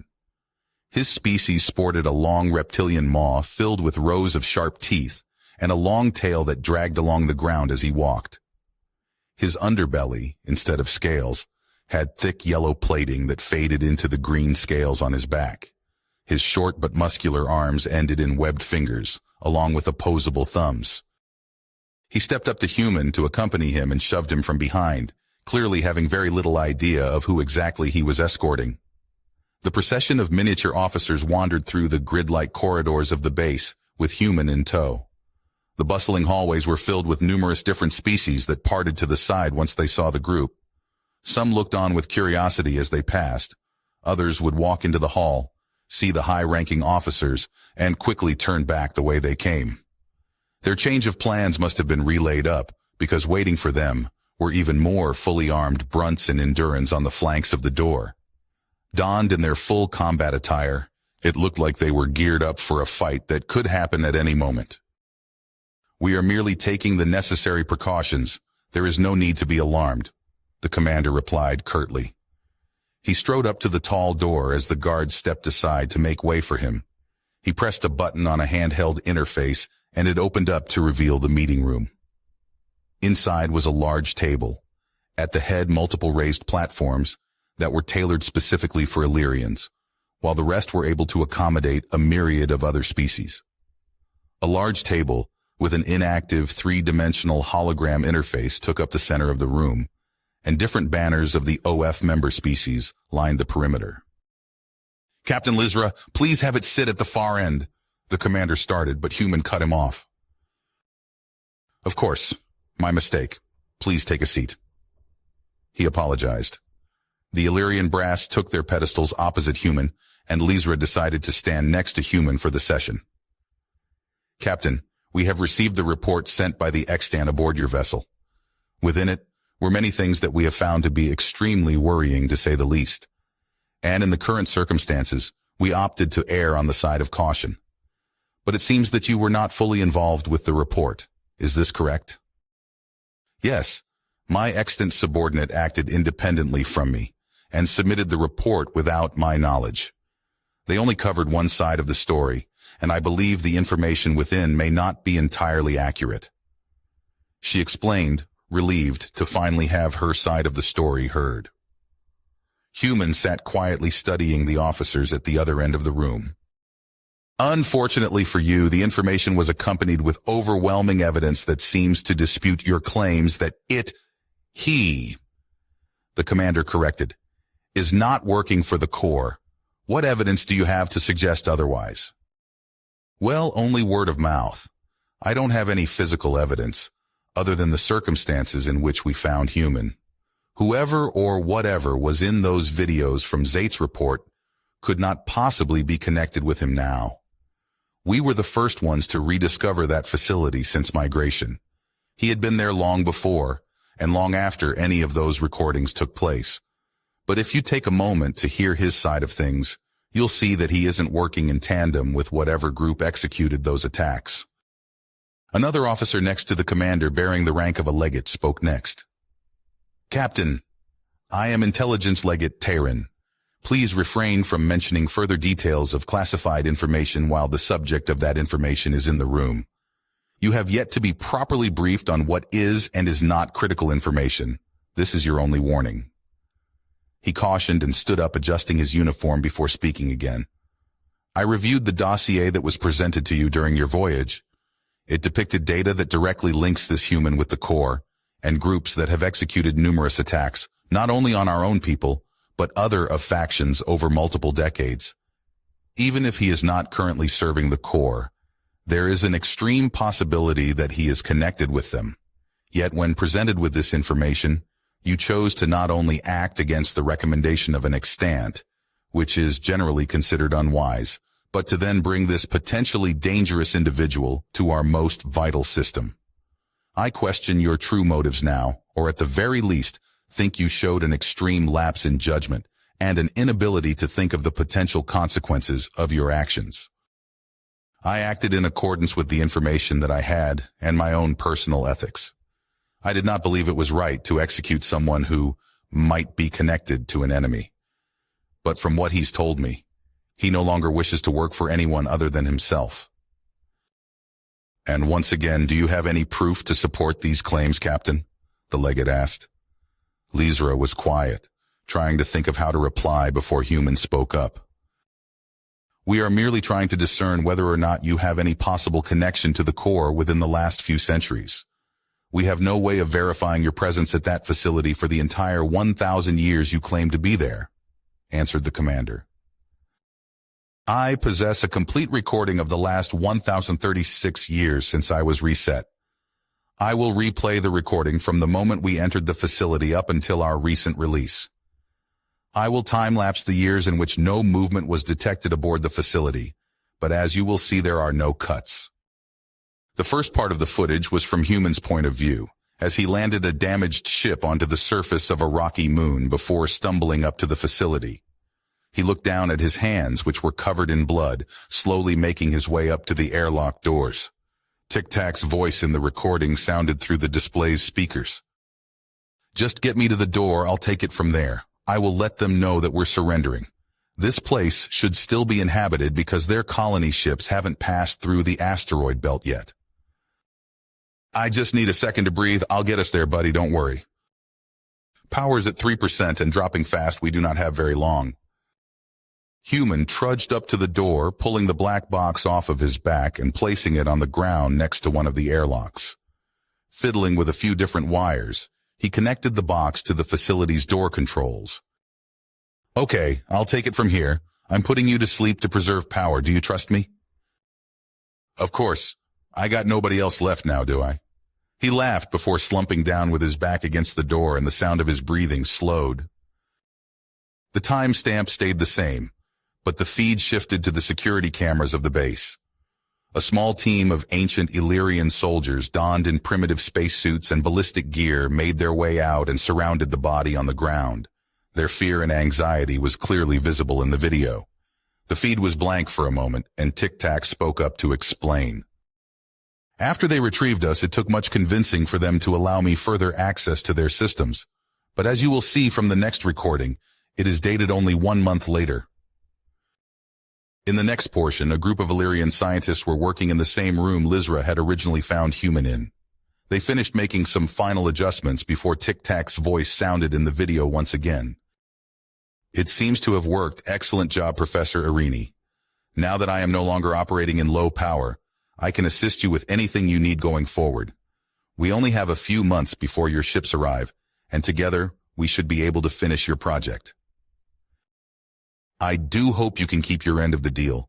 The future of our species depends on this project's success, replied one of the scientists. Do not worry, we will have it completed before their arrival. Now let's not waste any more time. After the conversation, it shifted to a time-lapse over a few months, the footage never shifting to a different room. Slowly, the cryostasis pod began to take shape as sped-up flashes of scientists worked diligently around the clock. Months of progress took shape in seconds. It slowed down again to show Human getting into the pod as they tested it for the first time. It seems to be working. This is incredible. If we can get this technology to the generation ships, then it could change everything. Everyone who's alive now will see the new world, the lead scientist exclaimed excitedly.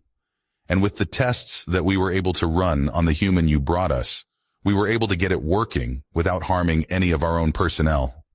We've also been attempting to reverse engineer the technology in his suit and have signaled back to the ships that we're close to developing something that we could use ourselves. We truly can't thank you enough. I'm happy I could assist you. Without your help, my Human and I would have surely perished. We finished it just in time, too. They can still retrieve us. You can go ahead and send the finalized schematics along with the retrieval message to the generational ships, ordered the doctor, as he absently looked over some notes on a nearby desk. "I'm sorry, Irini, I'm afraid I can't do that."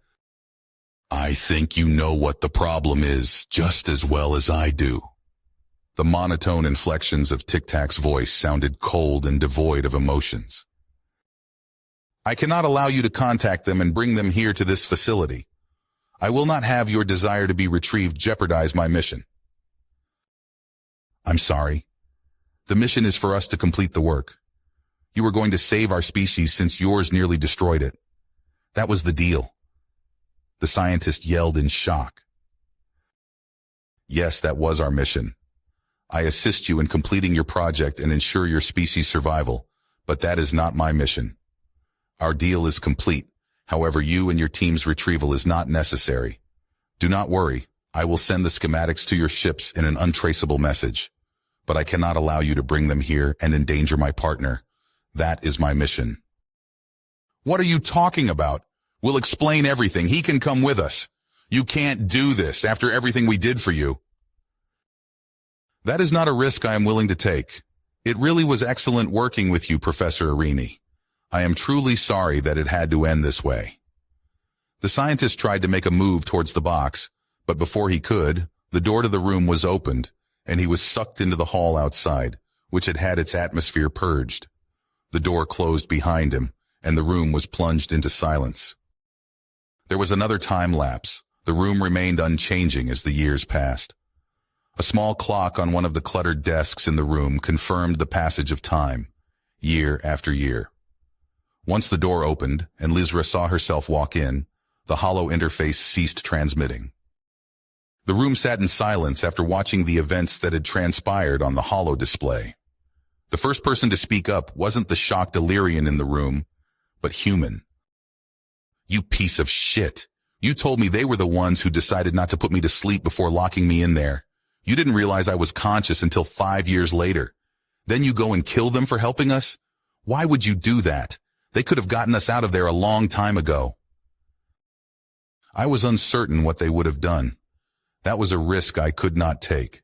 They could have become hostile upon arrival once they realized that one of the ones requesting transport was a member of the species that had killed all of their friends and family. It was a necessary precaution.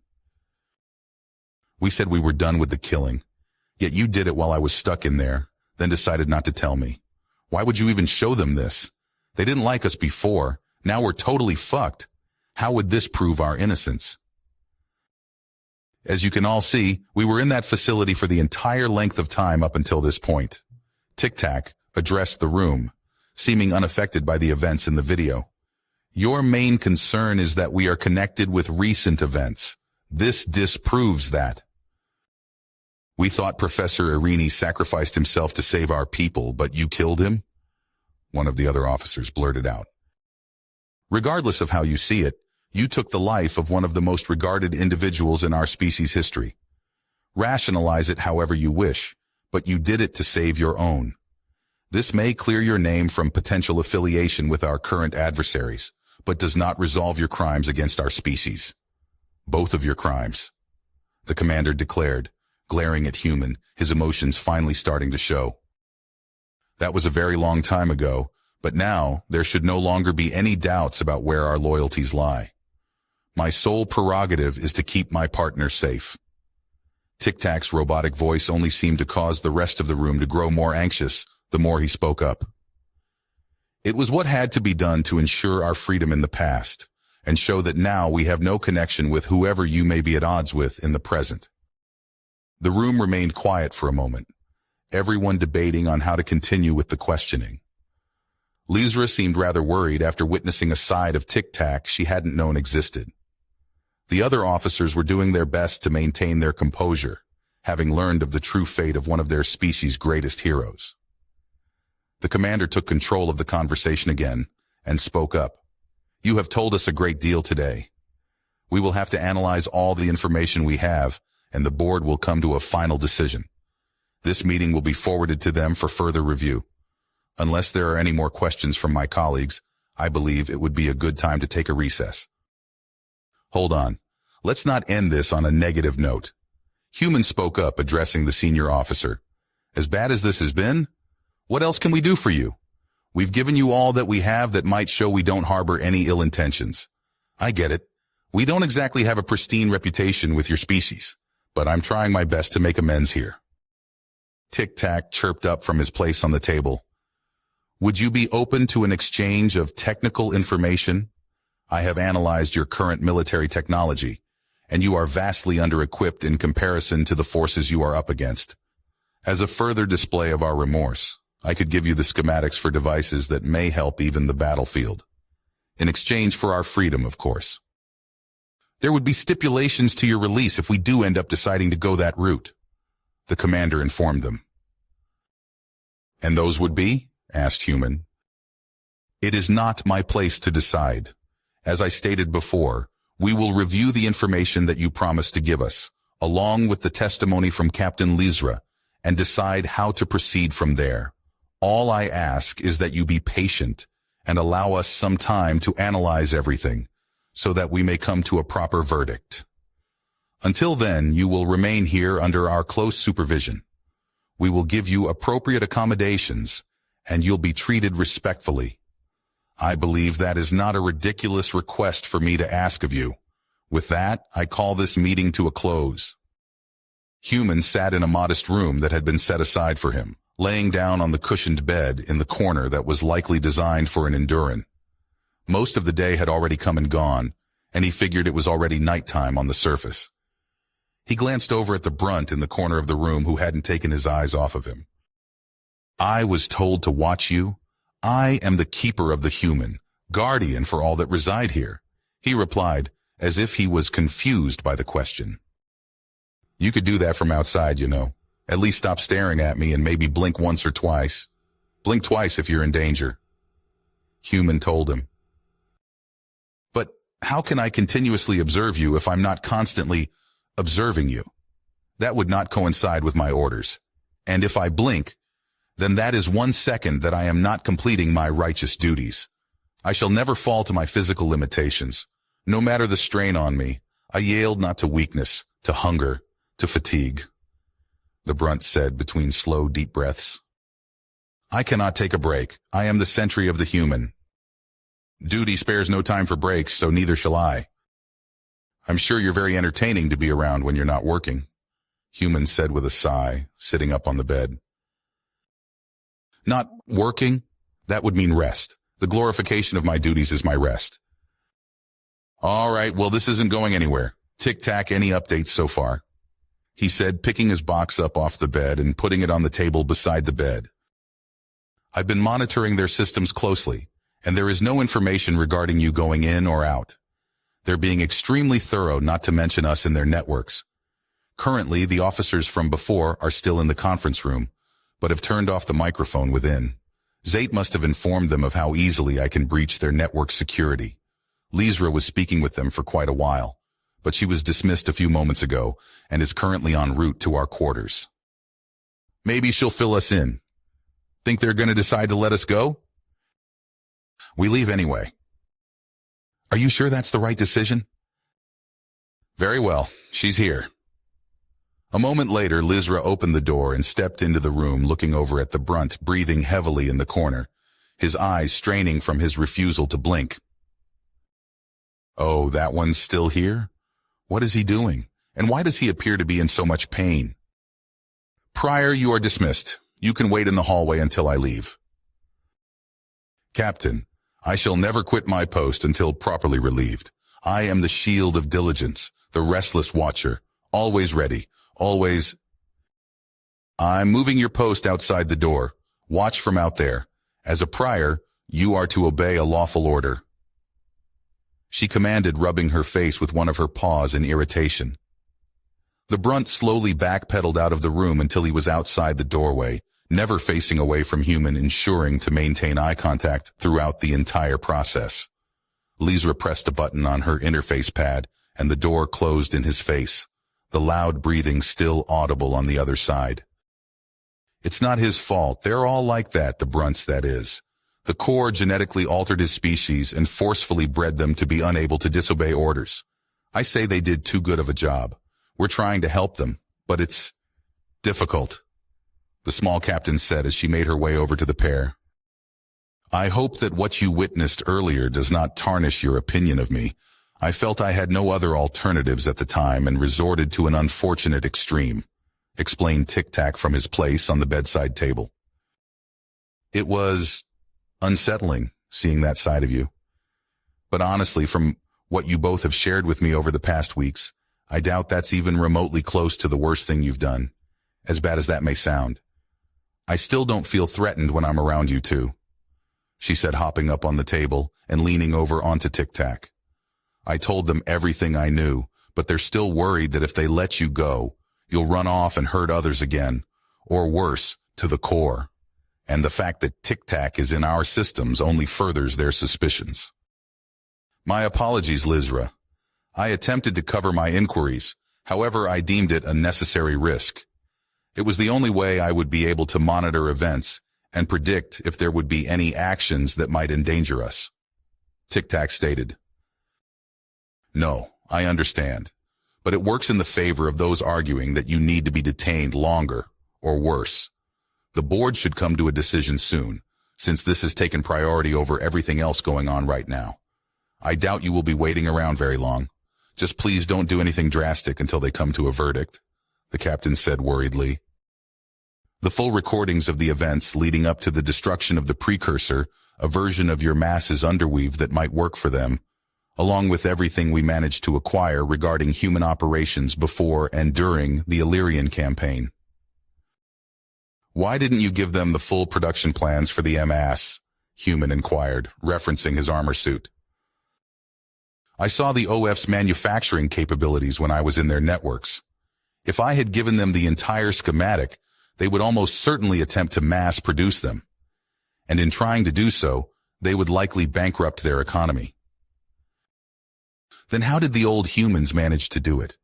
If that ship was as big as it looked in the picture, there had to be thousands of others like you, asked Lizra, picking herself up and sitting on top of Tic-Tac without skipping a beat. Closer to hundreds of thousands.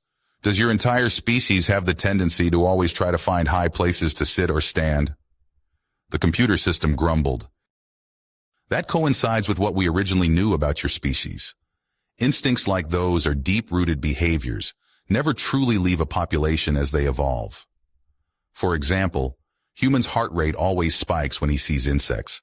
They were seen as dangers and indicators of disease, so he's genetically wired to want to avoid them.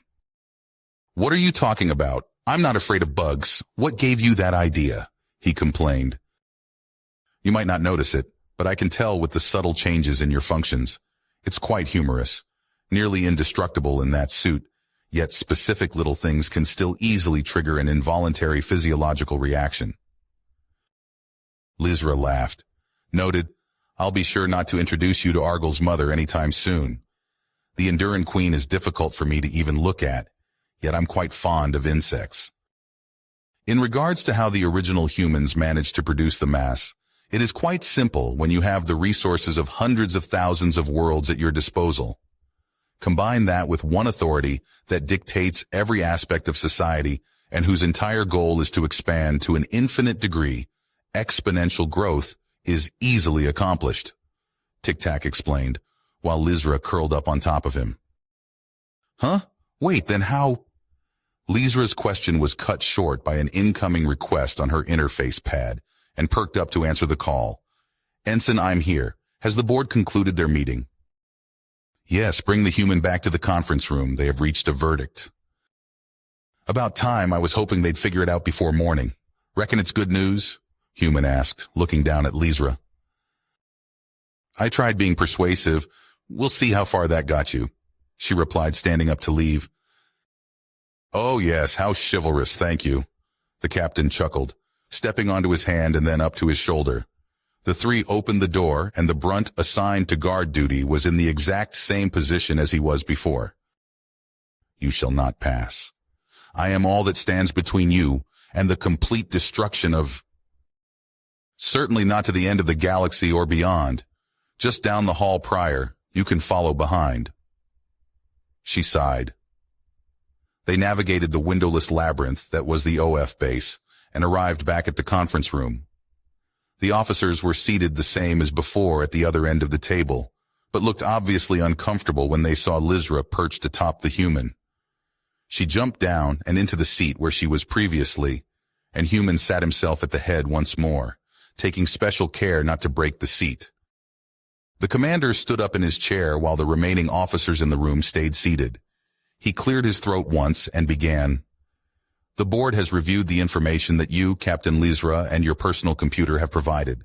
They were most concerned with the documentation you gave on how the human ships reached the Illyrian system. If they were truly destroyed like you claimed, then in your opinion, what is the likelihood that they are able to make a return to this galaxy? There's absolutely no way they're coming back. You don't understand how their systems worked. Human was getting anxious just at the discussion of his species. If for some reason they decided to send others, they would have done so a long time ago. They don't usually send recovery missions when a ship goes dark. Even if they did come back, they wouldn't pose a galaxy-level threat. They're stuck in a single system and can't project their power outside of it. I am going to assume you read what I sent you, but were unable to grasp it in its entirety. I'll word it differently this time. The human species has never been able to develop faster than light travel, but only because they had no particular need for it. How many planets are in a galaxy? Hundreds of billions? Trillions? And by the time you narrow down your options for ones that are habitable, you're left with only a handful of options in comparison to what you started with. They decided on a more logistical approach to this problem, a way to access an alternate version of their own planet, eliminating the need for long-distance space travel altogether. Your scientists are already quite well versed in the theory of a multiverse, but it is not a theory. Humanity possessed one planet that has an extremely high chance for harboring life and access to infinite versions of it. Using this approach, they can open a gateway to another planet in minutes, strip it of its resources over the course of a few months and move on to the next. But no system is without its flaws. The room was silent, listening intently as the computer explained the process to them. It is entirely random. They cannot pick and choose which version they will end up in. It is a completely unpredictable process for finding a new reality. Once the access point is made, they get one selection out of the infinite number of possibilities. But once they have the coordinates for that reality, they can reliably open the same gateway and replicate it with ease. The process of opening a gate takes milliseconds and can be closed just as quickly. But because the exact circumstances for life are so rare, nearly every single gate opened leads to a barren rock. Many of the uninhabited ones were utilized for resource harvesting and quickly abandoned. Before we left, out of 500 years of continuous operation and millions of gates, they were able to discover only 197 planets that supported life, your homeworld being one of these. So we technically originate from the same world as you. The commander contemplated for a moment, keeping his stoic complexion as he spoke again. This was not something any of us could have foreseen, but it only raises even more questions for us, and we do not believe you would have the answers to those. The commander paused for a moment, debating on whether or not to reveal to them that there still may be a surviving contingent of humans in their galaxy.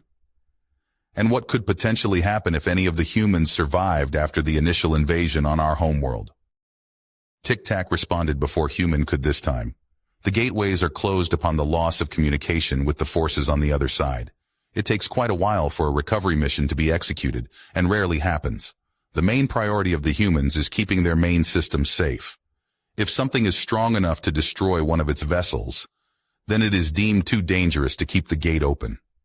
If somehow they did manage to survive this long, enough time has passed that they would be on their own and need to reopen a gateway from this side to establish contact. I'm done talking what-ifs. They're gone, dead, end of story. It's about time we talked about why I'm still here. You said this mystery board has come to a conclusion. What is it? Am I free to go now or not?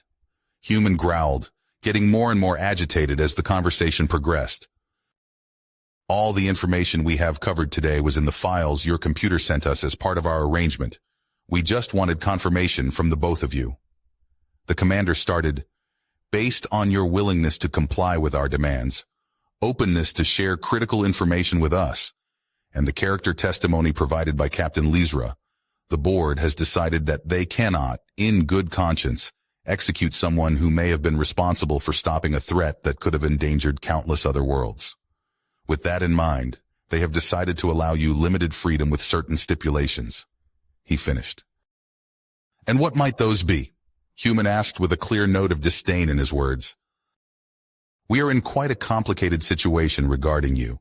On one paw, you have both saved our species from complete annihilation, each in your own ways. Yet on the other, if we are wrong about you, and you still harbor intentions to do the OF harm, then everyone on Alurus and the outer worlds is at risk. You've had access to some of our most vital networks and the opportunity to survey and catalog our most heavily fortified system. With these risks in mind, we would release you on the condition that you have a tracker implemented on you at all times. A limited release to only of occupied systems. You relinquish all weapons in your possession, and a network tracker encrypted into your computer so we can monitor it when it accesses any networks. Fine. I have no problems with that if that's what it takes to get you off my ass. My only intention is to go out on my own and live my own life for a change. I was not finished. In addition, a complete memory wipe of your computer. We cannot have the information that it carries falling into our enemy's possession at any point in the future. Agree to these terms, and you'll be free to go. No? I'm sorry, I don't think you grasp just how generous the board has been with these demands. Many wanted it to end up far worse for you. This was the only compromise that they were able to agree upon. It is not my place to negotiate any further. These are the stipulations, and you either accept them, or we cannot let you leave. I believe my opinion should be considered in this matter, since it is my own consciousness that is being discussed as if I were some mere object. Tic-Tac interjected. I've connected directly with one of the other species during my time here, an extant. They share a conscious experience very similar to mine.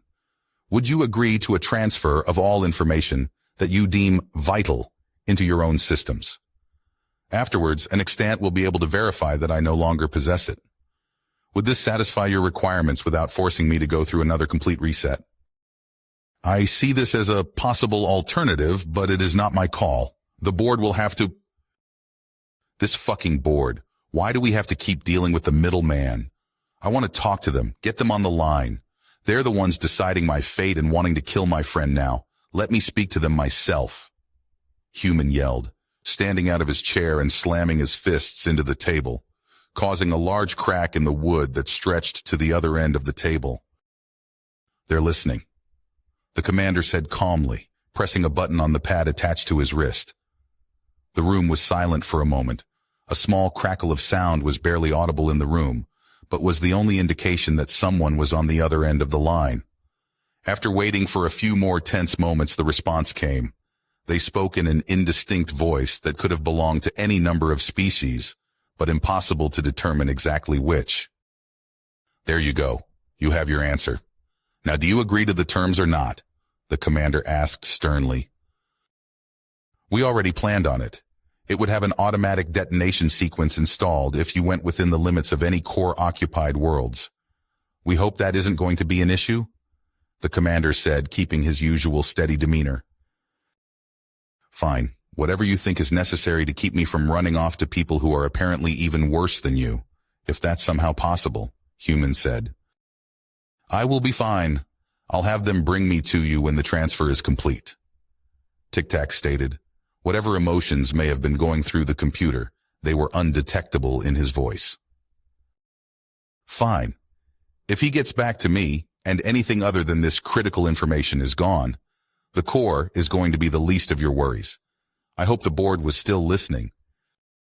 What a shame. And with that, Human turned and stormed out of the room. Human laid down on the bed staring up at the ceiling. He had drifted in and out of sleep and couldn't recall what time it might have been.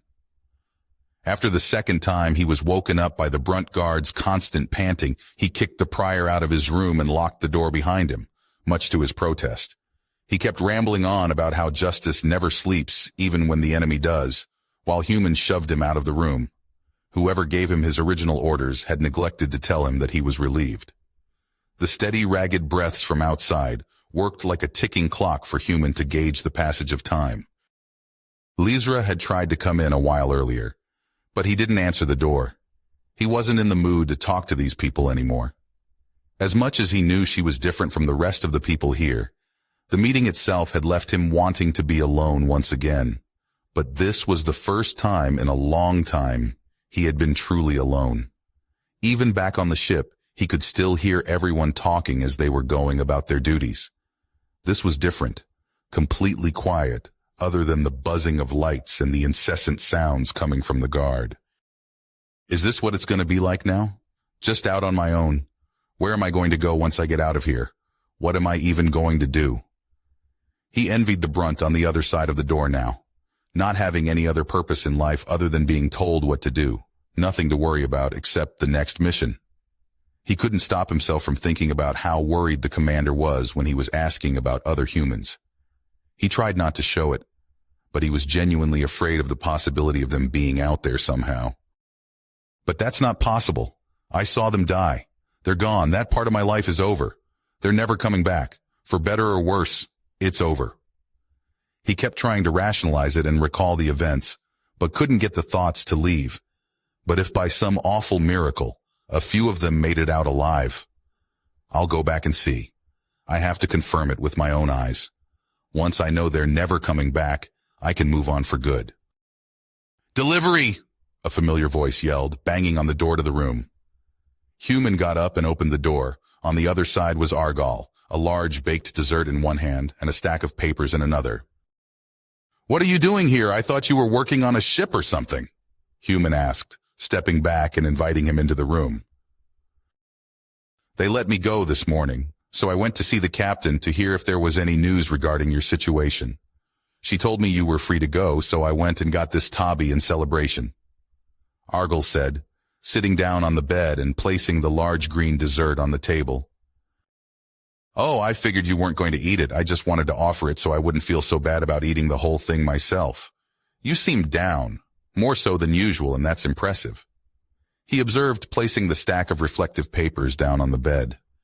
He started to tear apart the dessert, which looked like it may have been composed of some sort of meat. "The captain was sad too when I talked to her. Is everything all right? I thought it was good news at the meeting, no?" "Oh, I was hoping he would be here. I wanted to give him these," Argal said between mouthfuls and motioned down at the laminated papers on the bed. "Now what are those supposed to be?" Human asked, sitting down against the wall opposite the Enduran. "Well, they're supposed to be adhesive decals that go on the side of ships, but I got a couple really small ones that might fit on his box. When we were out on quarry, he made a comment about how he appreciated the different clothing the people there wore and how it complements their personalities. I figured he might want something similar for himself, so I got him these." He stopped tearing at the food and sat in silence for a moment. "So, y'all are really leaving? Just like that?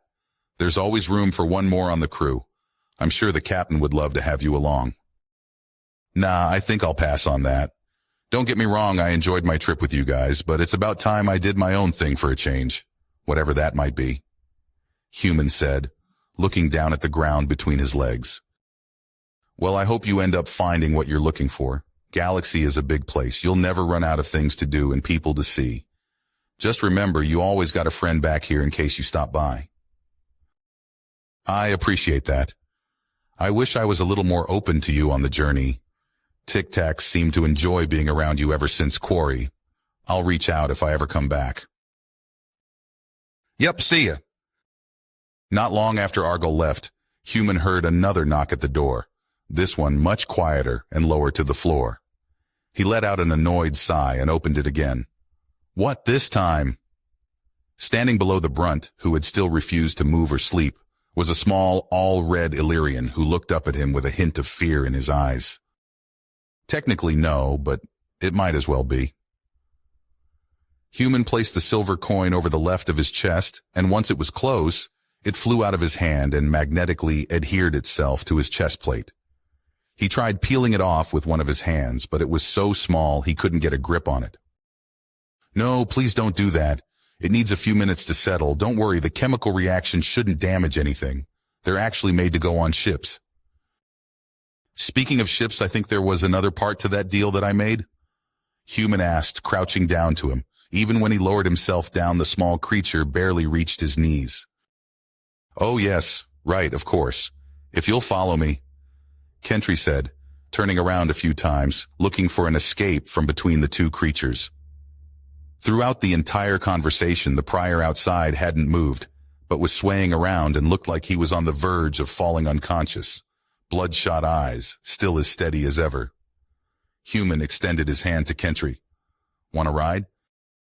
No, please don't touch me, I will be okay. He jumped back away from Human's outstretched arm and bumped into the guard. He quickly scampered out from under the brunt on all fours, before standing back up on 2 feet heading down the hall. Just, right this way, sir. Human followed closely behind, and a second later the prior behind him spoke up. Where you going? You cannot escape mine watchful eye, he said, stepping forward unsteady on his feet, nearly bumping into the wall. What is your problem? Seriously, go take care of yourself. You look like you're about to die. When was the last time you had something to drink? Human looked over the brunt that kept trying to make his way towards him.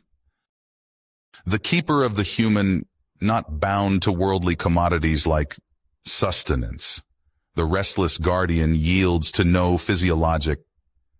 He fell to the floor before he was able to finish his sentence, already snoring before he hit the ground. You guys need to be more careful with how you use these guys. Seems wrong to forget about him like this, Human said, as Kentry tried to keep going.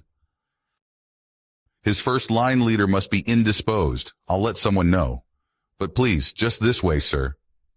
Kentry spoke as he pulled out his interface to make a call.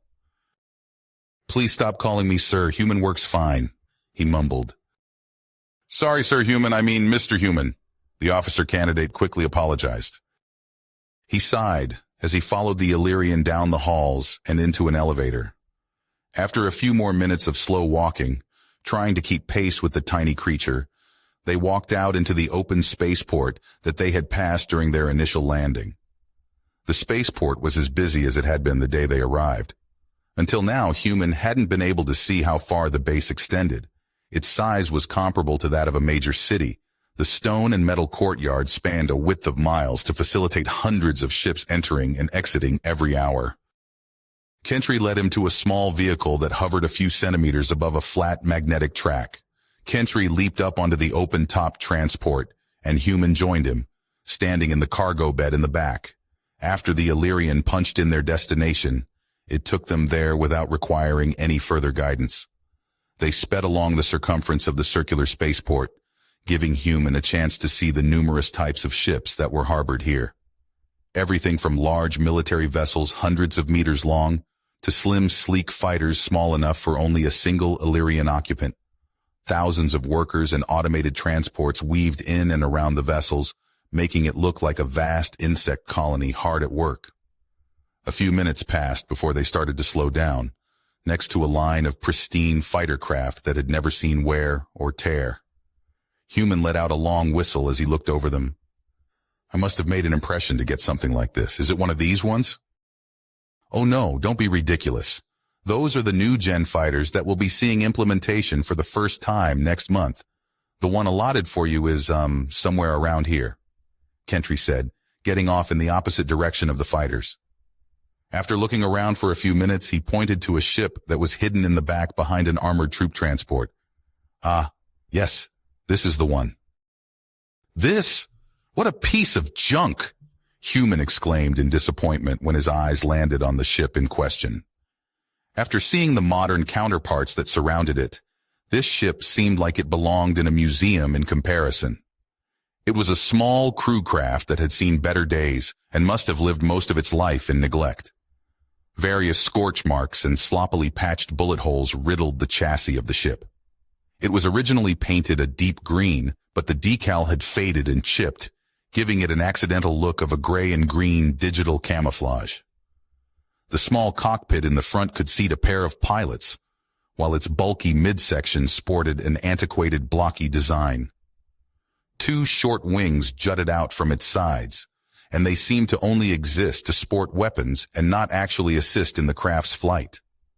Two overly sized and cumbersome engines in the back were currently oriented towards the ground, but looked as if they could turn in the air to achieve actual flight. "So what can this thing even do?" Human asked incredulously. "Can it even get off-world?" Human asked, walking around to the back of it trying to see if there was a way to lower the rear ramp. "Yes, it just might be expensive to do so very often. But I assure you it will get you wherever you wish to go." These were the staple of versatility in the Outer Worlds rebellions. Kentry explained, clearly much more excited about this ship than Human was. "I hope to be a pilot myself one day, but I'll never get an opportunity to fly something as historically important as this. Many are on display in museums across the OF for their role in the wars. I know countless others would do anything to get their paws on a collectible antique such as this. So they gave me a dated war relic. Great. I mean, I guess I should be happy I got anything at all." He found the controls for the rear ramp, pressing a large red button hidden behind a crumbling metal cover. Dust fell to the stone ground as the ship groaned in protest, struggling to lower the ramp. Once it was down, he strode aboard. There was only one large rectangular room in the back of the ship, the walls lined with minimalist cloth seats. The long room led to an open two-seat cockpit at the helm. Comfort was clearly the lowest priority in mind when this ship was designed. It was originally an armored infantry transport. The ramp opens mid-flight, and everyone would jump out of the back once they reached the lower atmosphere. But it's yours now. You can modify it however you see fit once you're gone. A shame. I would never change such a well-preserved piece of history.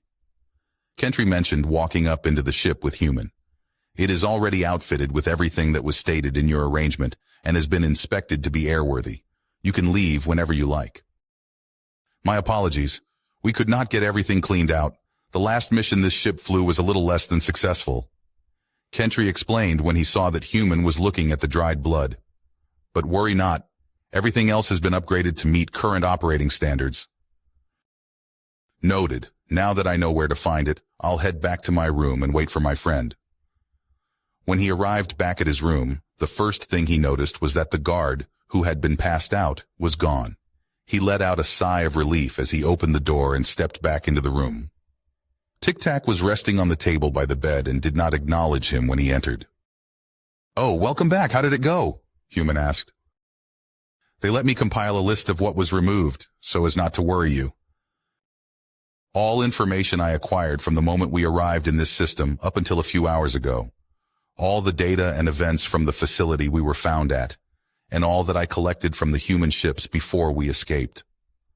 Other than personal interactions between our escape and now, I am back to how I was before the reset." "So they got everything we stole from the precursor?" "No. During the meeting, I purposely deleted the files that I deemed most dangerous for them to acquire. They have no information on my creation, the gateway technology, or your magnetic assault suit. Since we are the last ones left, giving them this information would do nothing except only allow them to act against us in the future. They also had the extant implement, an inhibitor software that would deny me access to specific systems, along with the notification chip. However, we have no need to meddle with their military systems," Tic-Tac said. "Fine by me. I'm just ready to get out of here. The ship's supposedly good to go. Where to next?" Human asked. "I think for the first time that is up for you to decide." Lizra Pauvi. Lizra sat alone in the barracks room assigned to her home away from her ship. It was moderately decorated with personal keepsakes and books. A few of her various awards and certificates stood on an antique wooden shelf next to her bed. Her own questioning had concluded a few hours after the last meeting with Human and Commander Ilibri. She wasn't given much of an opportunity to speak and was mainly reprimanded for her actions. She had acted against the recommendation of an extant, and even though she outranked Zate, it was incredibly rare for someone to disregard their opinions. She received a written sanction along with a loss of promotion points. Their reasoning being that if Human truly was working for the Corps, the consequences could have been disastrous. They scanned him upon arrival, but weren't able to fully analyze it until after the meetings. Once they finished, Her superiors realized that if he had wanted to, he could have caused irreparable damage to the base and everyone inside. So she was punished for what could have happened. Letting out a long sigh, Lizra picked up her interface pad and saw a message telling her to report to Ensign Marketh at once. She donned her garrison uniform and left for the ensign's office, wondering if Human had already departed for allying some other system. He finally got what he wanted, nobody telling him what to do, and free from any responsibilities. She just wished she had the chance to tell him goodbye before he departed. She opened the door to the office and found Marketh perched atop his desk above her. I stand by my decisions. You may not see it the same way that I do, but if it weren't for Zate, then it would have gone over much better. Lizra reasoned. Moving on, there is always work left to do. We are dispatching your team to the Intar system. You will meet up with Ensign Kurth for a follow-on mission. So soon? We just got back? Lizra complained. I wish that I could give you a longer leave here. However, things have changed. Knowing that there are more humans still present in the galaxy, and with less benevolent intentions than our recent guest, we have much to do. Upon arrival, Ensign Kurth will fill you in on your task. You are to gather your crew and leave at once. I do not wish to work with Zate going forward. I am requesting that they be reassigned. Not possible. We are already in short supply of competent extants. Then I'm recommending her for promotion, effective immediately. Captain, you cannot recommend them for promotion merely to avoid working with them. This is far too early in their service timeline anyway. I will be denying it. Since everyone seems to think they did an excellent job with my report, I'd say they've earned it. I will still be putting in the paperwork. Very well. Even if it goes through against my recommendation, they will still accompany you on this mission. You are dismissed, Captain. Marketh waved his paw to dismiss her and went back to his work. Lizra left the room and contacted Argal, informing him that he was needed as soon as possible. She gathered a few items from her room and made her way out to the spaceport to prepare for departure. Systems seem good. Thanks for getting that manual on how to operate this thing. Human was sitting in the cockpit of his newly acquired ship, starting it up for the first time. Have you inspected the trigger parameters for that self-destruct device? Indeed, no hidden or remote triggers. I can safely say that it won't just detonate when we leave the system. Any chance we can get it deactivated once we're out of here? Human asked, as the engines started up, the ancient striker trembling all around them. Tic-Tac was placed in the co-pilot's seat, various wires sprouting out of him and into the ship's out-of-place modernized controls. I've already started drafting up improvements to the slip drive to increase its speed exponentially. I may be restricted from their military systems, but the public networks still have nearly limitless amounts of information. As unwelcoming as our hosts were, they had the decency to provide us with enough of their currency to be self-sufficient for some time. Things just keep getting better and better for us then, Human stated as the ancient striker lifted itself off the ground. Its old engines roared louder than anything else in the spaceport, drawing the gaze of everyone on the ground as they lifted off and into the sky. The blocky transport shook and rattled as they attempted to break free of Ailuris's gravity, sounding like it would break apart at any second.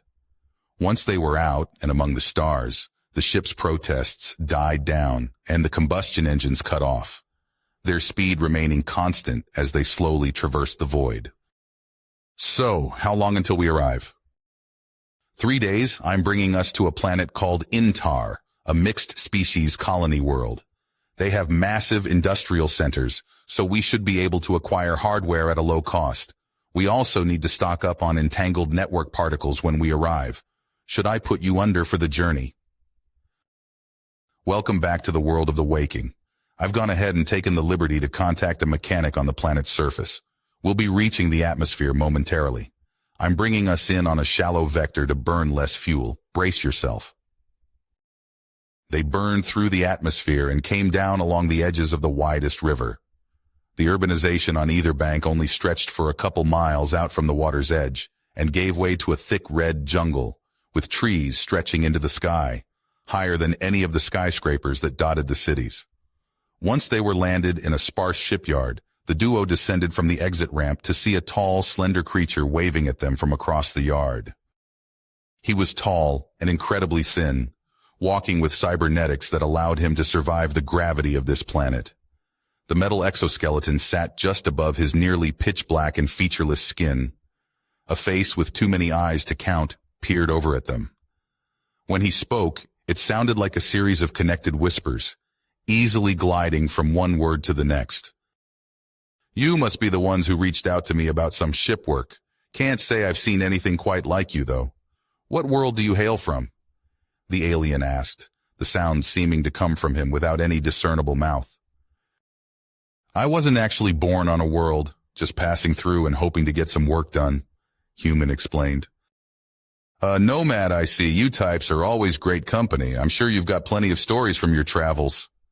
The mechanic pulled over a small cart filled with different tools and miscellaneous parts. A large, bulky interface with an abundance of wires sat on the top. "I got the plans that you sent me. However, I'm not exactly sure what you're trying to do. Slip drives are pretty fragile, and there isn't much left to improve. They've come about as far as they can, but I haven't had much time to really look the modifications over," he explained, nimbly typing away on the oversized keyboard attached to the car. "They weren't my plans. Here, this should be able to help you," Human said, removing Tic Tac and placing him down next to the alien. "Is that an autonomous computer? I don't feel comfortable working with that. Did anybody else see this before you came here? You do realize these are highly illegal if someone finds out." "He can pretend quite well, don't worry about it. If anyone in power really wanted him gone, it would have already happened by now," Human declared, and walked onto the ship grabbing an interface pad that came with the ship. "I'm going to grab some things in town. How long do you think it'll be?" These don't even make sense," the mechanic said, going over the schematics on his cart. "Most of these modifications don't even seem possible." "Theoretically they are, however. This may be the first time they will be implemented in an actual unit. I sourced the modifications from current research being done by teams across 20 systems and compiled them together myself," Tic Tac explained. Human cut back into the conversation. "Anyway, how long?" "I'll call my partner for this. If we can make it work, this will be the advancement of the century. If we can keep these once we're done, I'll do it free of charge," offered the alien. "Whoa, I don't know how much we're already giving you, but..." Human started. "All right then, ping me if there's any problems," he said, walking away from the port and into the town. Other than the occasional odd look, Human had no issues as he made his way around town.